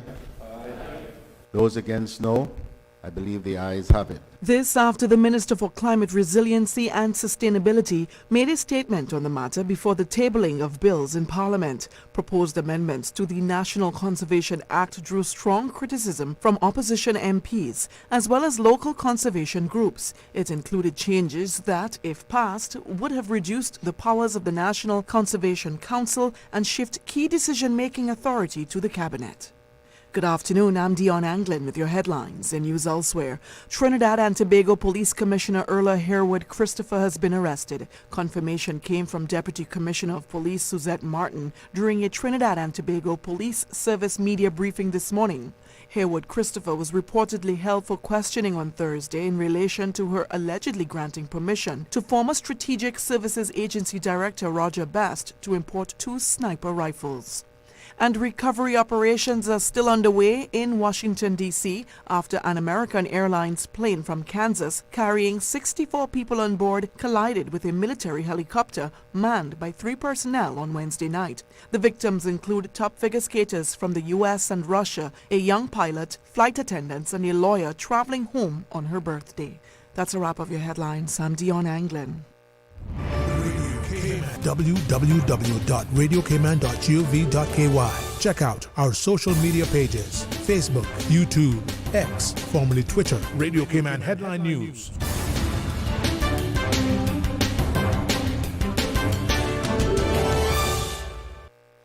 Looking for fresh, healthy food that's full of flavor? Then you've got to visit Kirk Market. Our dishes are made with fresh, high-quality ingredients. Enjoy vibrant mixed greens or satisfying pasta salads. Or try one of our delicious grill options like blackened chicken, spicy beef steak, or grilled salmon. Looking for something light and flavorful? We've got sushi rolls and poke bowls prepared daily. And don't forget to explore a hot bar or build a fresh salad at the salad bar. Stop by Kirk Market today for breakfast, lunch, or dinner and taste the difference. Eat well, live well with Kirk Market.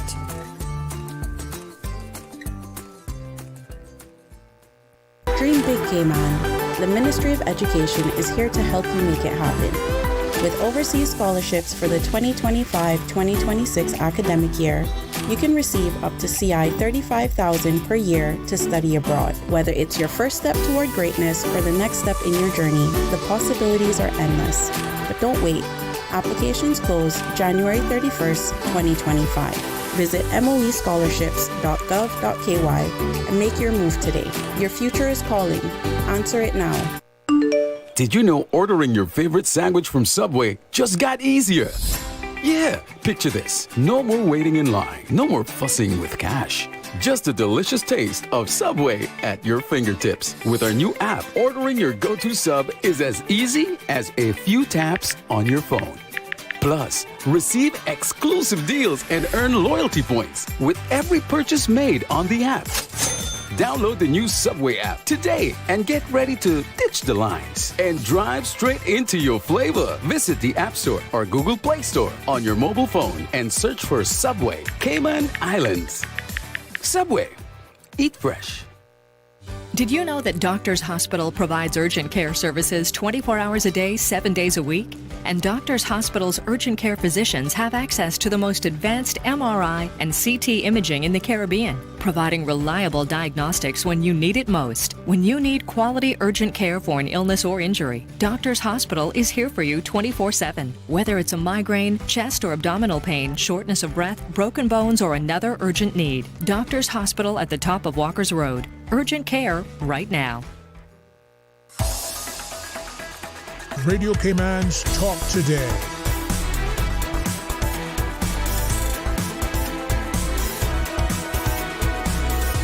what is on your mind, Cayman. Hey, welcome back, and thank you very, very much for joining us. And as we invite you to be a part again in all of our discussions, maybe a quick reminder of what has transpired thus far.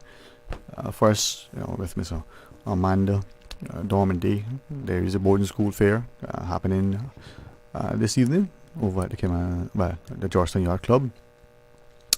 Right there in the Georgetown back of there. You go and you see the 8 schools and figure it out. Now tomorrow they're going to be there as well from noon till 4, which gives us a good opportunity to, if you so choose, take up the ministry's invitation, as Ms. Ventisha just shared, for your 8 to 17-year-old to be a part of the youth folk singers. Their auditions are at the Intergenerational Hub near the Airport Post Office, and that is from 10 a.m. to noon, so you can go from one to the next. Now, Miss Amanda takes a group of 50% of her group across to the back on Monday, which kind of gets you prepared for next Saturday. Miss Ventisha takes her folk singers group for a free concert on the back, and then as she shared, Valentine's Day 2 Fridays hence in the government admin building from 9:30 a.m. to 10:30 a.m. Nice little mini love concert, as she's termed it. So good things happening in our country. And then the Honourable Deputy Premier came in and shared with us about the proceedings in Parliament just prior, where he said, I think he was very succinct.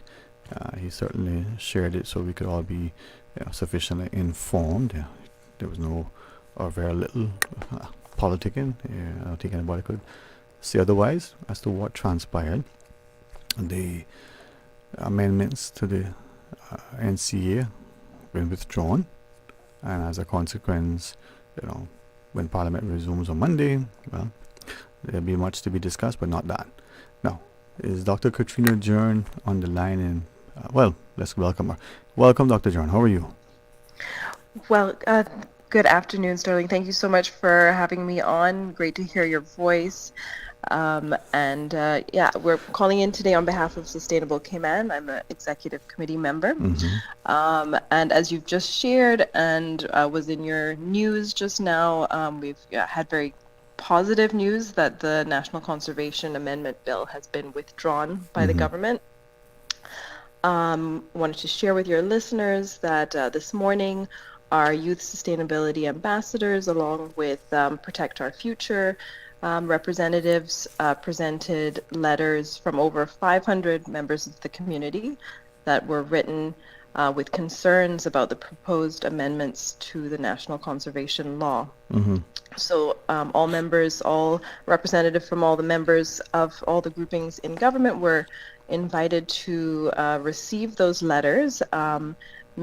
MP Dwayne Ebanks and representatives from his TCCP party met our students there and received the letters, which was a beautiful moment of coming together, the community action, and having the bill withdrawn right after in Parliament was a beautiful moment of seeing the power of community coming together, speaking up when our legislators make decisions that may not be in the best public interest, and we come together to raise our concerns. So it's a great day, and I'd like to share a little bit more about our concerns about the amendments, but I'll hand over to you for No, thank you. All I wanted to say was welcome, and again, as I shared prior, but to you personally and publicly, again, thanks, so that we could adjust our schedule to ensure that everybody is accommodated, but you have been very amenable, so that instead of coming on at 1:30 as we discussed and planned and schedule, we just shifted it. So thanks for that accommodation. No problem. I understand these things happen. I'm very happy to be on here, and to have some time with you and your listeners. So the amendment bill the Conservation Amendment Bill has been withdrawn. We understand that the referendum bill has survived the first reading and will continue next week. Just to remind listeners of the situation, the current minority government was given support to continue until the general election on the basis that they would not bring any contentious legislation. It would only be urgent and necessary legislation. Both the conservation law amendments and the referendum bill are considered by both sections of the opposition and the general public to be highly contentious. So procedurally, we objected to both of these being brought at this point with the minority government. There was also concerns about lack of public consultation. With the conservation law, the proposed amendments had not even been discussed with the Conservation Council. Right. So we are pleased to see that it's been withdrawn. The amendments were wide-ranging and in our view, unjustified. The Conservation Council has said itself that they felt the amendments were unjustified. The conservation law is functioning well, and so we've if people would like to see more of Sustainable Cayman's analysis, we put out a statement this week, and that's available on our website and on social media. Our partner, collaborative partner in the UK, the Royal Society for the Protection of Birds, they have put out an independent analysis also of the proposed changes to the Conservation Act. So if people are interested in seeing some more details, although it's been withdrawn, our concern is that this call to have the bill amended may continue in the future, depending on what happens after April. Right. Yes. So what were some of the concerns you referenced just at the outset of the proposed amendments that you were concerned as a group? Right. So some of the main concerns were weakening of scientific oversight. Mm-hmm. There would be a reduction in the sort of authority and ability to delegate functions to experts. Mm-hmm. Some of the members of the Conservation Council, for example, directors of departments such as the Department of Agriculture, would be replaced with chief officers of those ministries. Directors of departments generally have the scientific and technical expertise, whereas chief officers are generally administrators. Mm-hmm. So there was, in a number of different areas, it was reducing the technical and scientific capacity of the council, reducing the council's ability to make the best decisions to protect our natural resources and collective well-being in the future. Mm-hmm. Another area was the erosion of environmental impact assessments. And as we've now been through sort of two big EIA processes as a country, with the proposed cruise port back in 2015, and we're now going through that process with the EIA for the East-West Arterial. So as we've seen, these are processes that are very important for public participation in these major decisions. So it is a great concern that the amendments call for a rollback of the EIAs and opportunities for public input in major decisions about infrastructure developments in the country. Mm-hmm. No, sorry, I certainly won't hear from you. I'm going to ask as well as we continue, but so those were some of the concerns. Any others, or what else? Yes, there are other concerns. I mean, there was also a shifting of decision making from the Conservation Council, which is an independent scientific body, to cabinet in a lot of areas, and this opens up the possibility of decisions being made that are in the more short-term political interest rather than in the long-term interests of our islands. And also similarly, control of the Environmental Protection Fund, which is set up to be used for conservation. And but quite frankly has not been used for its real intended purpose for the past decades. The control over that fund would also be shifting to cabinet, whereas we believe it should be, if it's shifting away from the council, it should be shifting to a very, like, an independent body who can ensure that the fund is being used for its intended purpose. Mm-hmm. Now, as the Honorable Deputy Premier shared, and just referencing your comments as well, he did indicate two things. One, that it would appear, and as you're talking about, the technical expertise at the department level now being shifted to the admin, as in the form of a chief officer. He said international best practice and good governance would indicate that in order to avoid politicizing the civil service, you shouldn't have a civil servant in the roles that maybe the director at the Department of Environment is in. Do you disagree with that, or is what he's sharing accurate? Well, I think that we may be referring to slightly different things, but it is Fair enough, would but, be yeah. highly unusual to not have the equivalent of a director of the Department of Environment to be included on a conservation council and to have a say in decisions that are being made.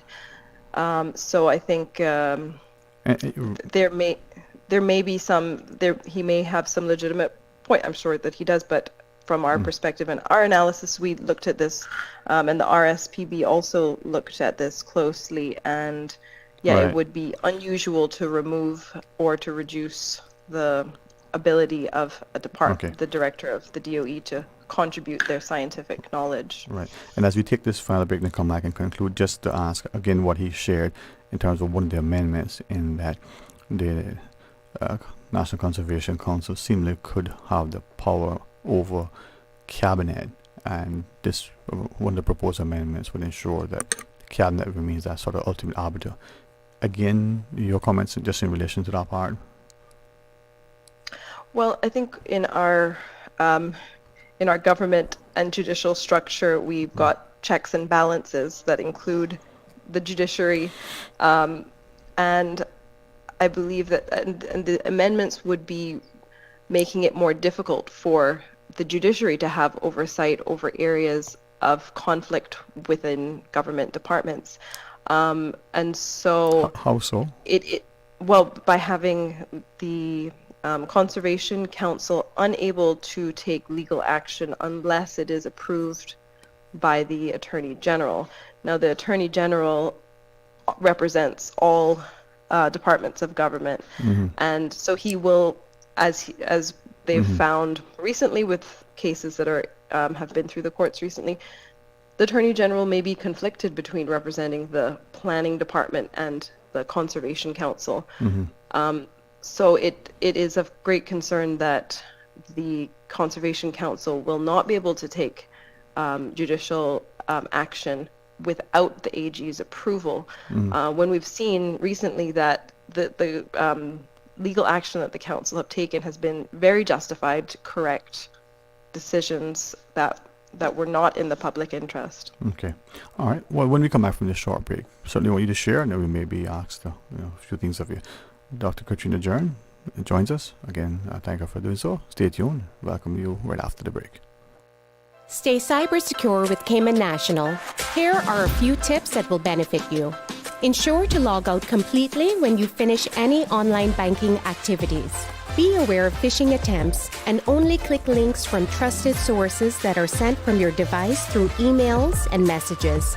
Remember, Cayman National will never ask you for your credentials. If you suspect a fraud attempt or that your account has been compromised, please immediately contact our customer support team at 949-8300. Looking for fresh, healthy food that's full of flavor? Then you've got to visit Kirk Market. Our dishes are made with fresh, high-quality ingredients. Enjoy vibrant mixed greens or satisfying pasta salads. Or try one of our delicious grill options like blackened chicken, spicy beef steak, or grilled salmon. Looking for something light and flavorful? We've got sushi rolls and poke bowls prepared daily. And don't forget to explore a hot bar or Billy Fresh salad at the salad bar. Stop by Kirk Market today for breakfast, lunch, or dinner and taste the difference. Eat well, live well with Kirk Market. Freedom, Cayman Rack. Freedom, Little Cayman. Soft breezes, blue waters, no traffic. Unwind and rejuvenate your mind, body, and soul. Sister Island Staycations, a taste of freedom. Discover all that our sister islands have to offer. Join East End's first female independent candidate, Delmira Bodden, on Monday, February 3rd at 7:30 p.m. for a public meeting at Melly Dixon's Yard across from the seawall. Come out to hear all about education, cost of living, employment, housing, and more. Radio Cayman will be broadcasting this public meeting live from East End, Monday, February 3rd at 7:30 p.m.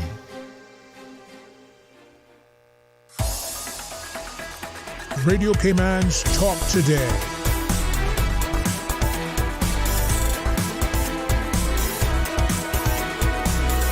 What is on your mind, Cayman? Welcome back, and thanks for joining us, and thanks to Dr. Katrina Jordan for sharing with us your time. As we go into it, before we ask or engage further, what else you want to say, Dr. Jordan?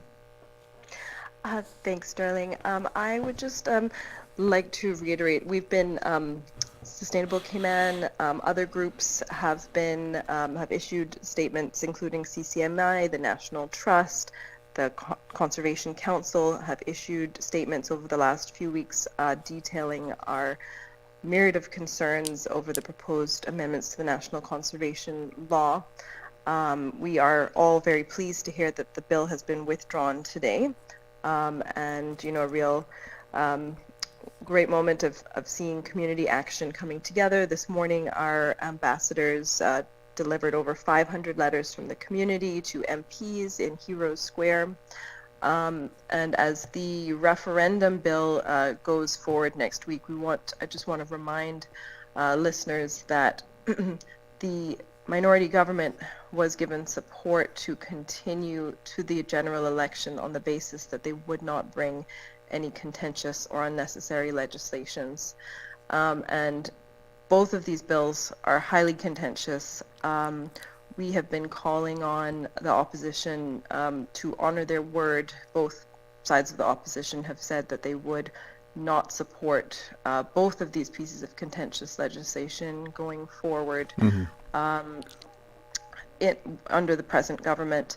And so we're hoping that the PPM and the TCCP will keep their word next week, and we will not have to deal with a referendum on cruise berthing, lottery, and possession of small amounts of marijuana at the general election. That opens up a whole other Pandora's box, but just to say that we are a referendum may be needed, but certainly this does not seem to be the time with a minority government without, in the case of the cruise berthing referendum, no plan, no data, no location, no details, no disclosures from the government.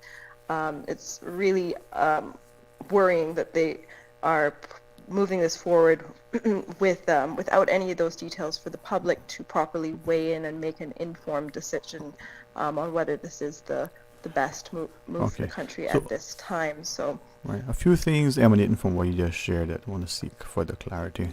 When you shared, you're hoping that they all honor their commitments, and so with respect to that, and in relation to the proposed referendum that may come, just for clarity, you're saying government should not have a referendum question in relation to the cruise port because of lack of data, as you shared.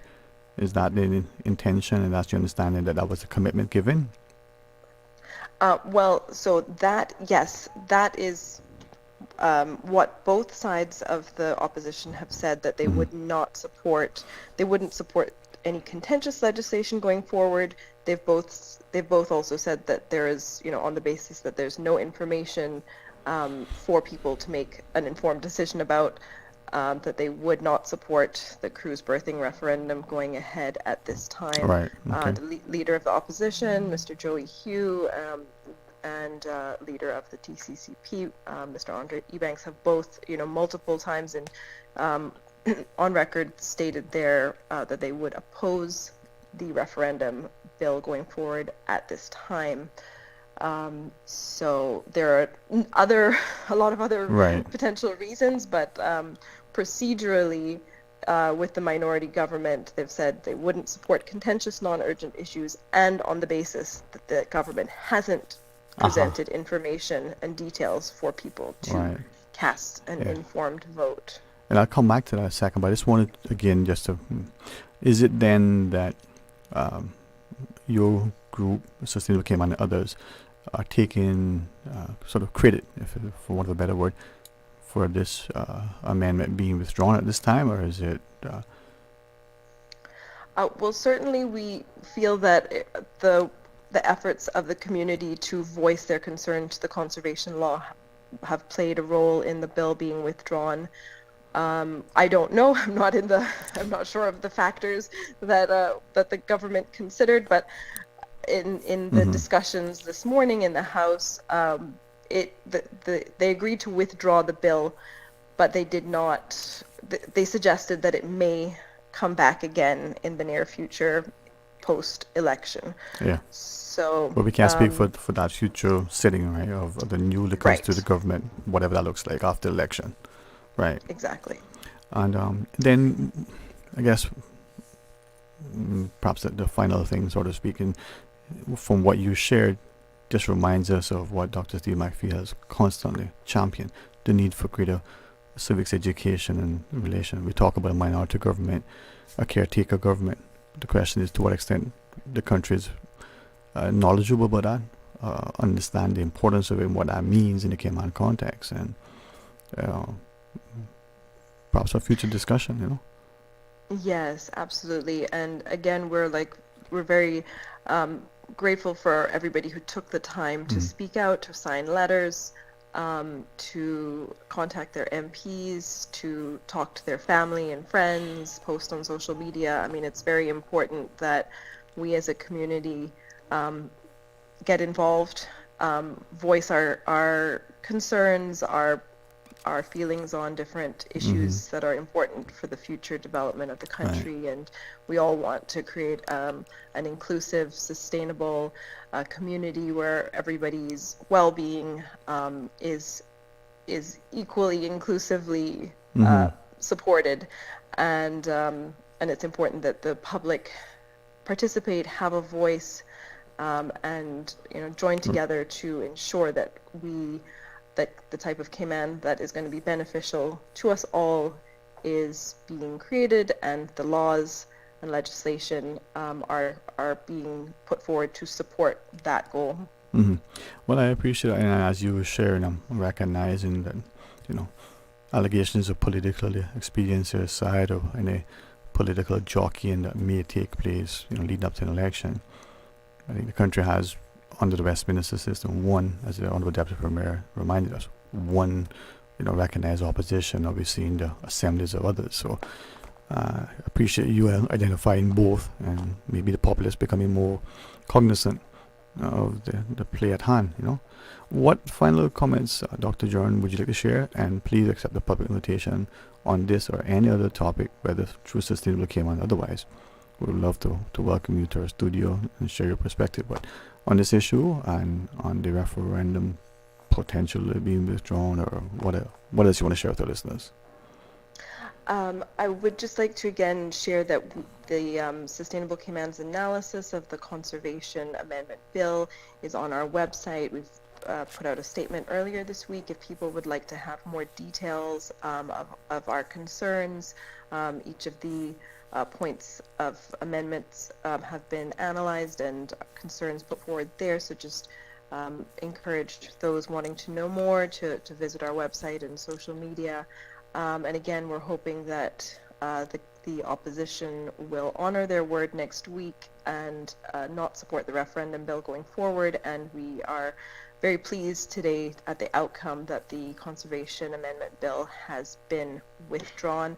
Thank you so much, Sterling, for having me on, and I would love to come back on again in the near future. Yes, well, we would very much welcome that opportunity, and if it ever presents itself, that we can host you in person, even more so. All right? Wonderful. Thank you. Enjoy what probably is getting to be a later evening for you than it is for us, right?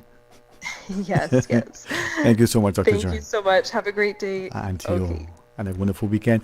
Hey, this is where I think democracy shows that, well, relative to other forms of governance, it's not a bad thing, but it has to be because we participate, and there will be much misunderstanding and misinformation, and there may be all sorts of things, but let's not be malicious and openly try to malign others. But let's recognize that if you don't say something and do so from a respectful, responsible, informed perspective, then how do you know that that thing you were thinking of saying wasn't what someone needed to hear, wanted to hear, or would be encouraged by hearing it? Likewise, if you say it, be prepared to be countered by it. It's not critique to be critical to make you feel less than. It's constructive to ensure that through that critical thinker we can consume information that uplifts and benefits. I love this place, and if ever I get accused of being political, well, hey, politics and economics permeate our lives, and as a populace we need to be prepared to stand in the gap. And if as parents, if we don't set the example, that we were minded never to chastise in a way that destroys the spirit. They say never discipline in anger, be mindful that the scripture instructs, but also silence isn't acquiescence. Certainly isn't always golden, but sometimes it can be deafening. So let's stand in a unified voice for the betterment of this country. And if you live in, working, or somewhat occupying this space, let your hands and your hearts bring efforts that are positive and productive, perhaps through a prayerful and purposeful, positioning of all that you do. Maybe it'll uplift others. Hey, a hand can do much when joined in unison. Hearts do more when unified in love. And a people certainly standing together much stronger. God's willing, I will see you on Monday. I can't tell you what will transpire in the weekend, but I hope that it is something that is good.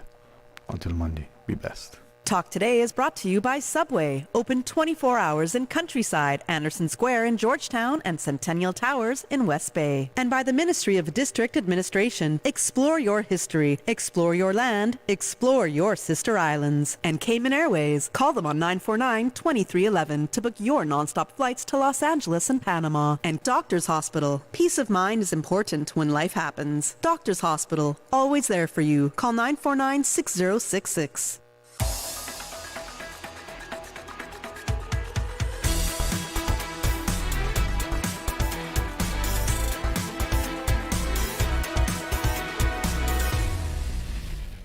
Shaken yet standing firm.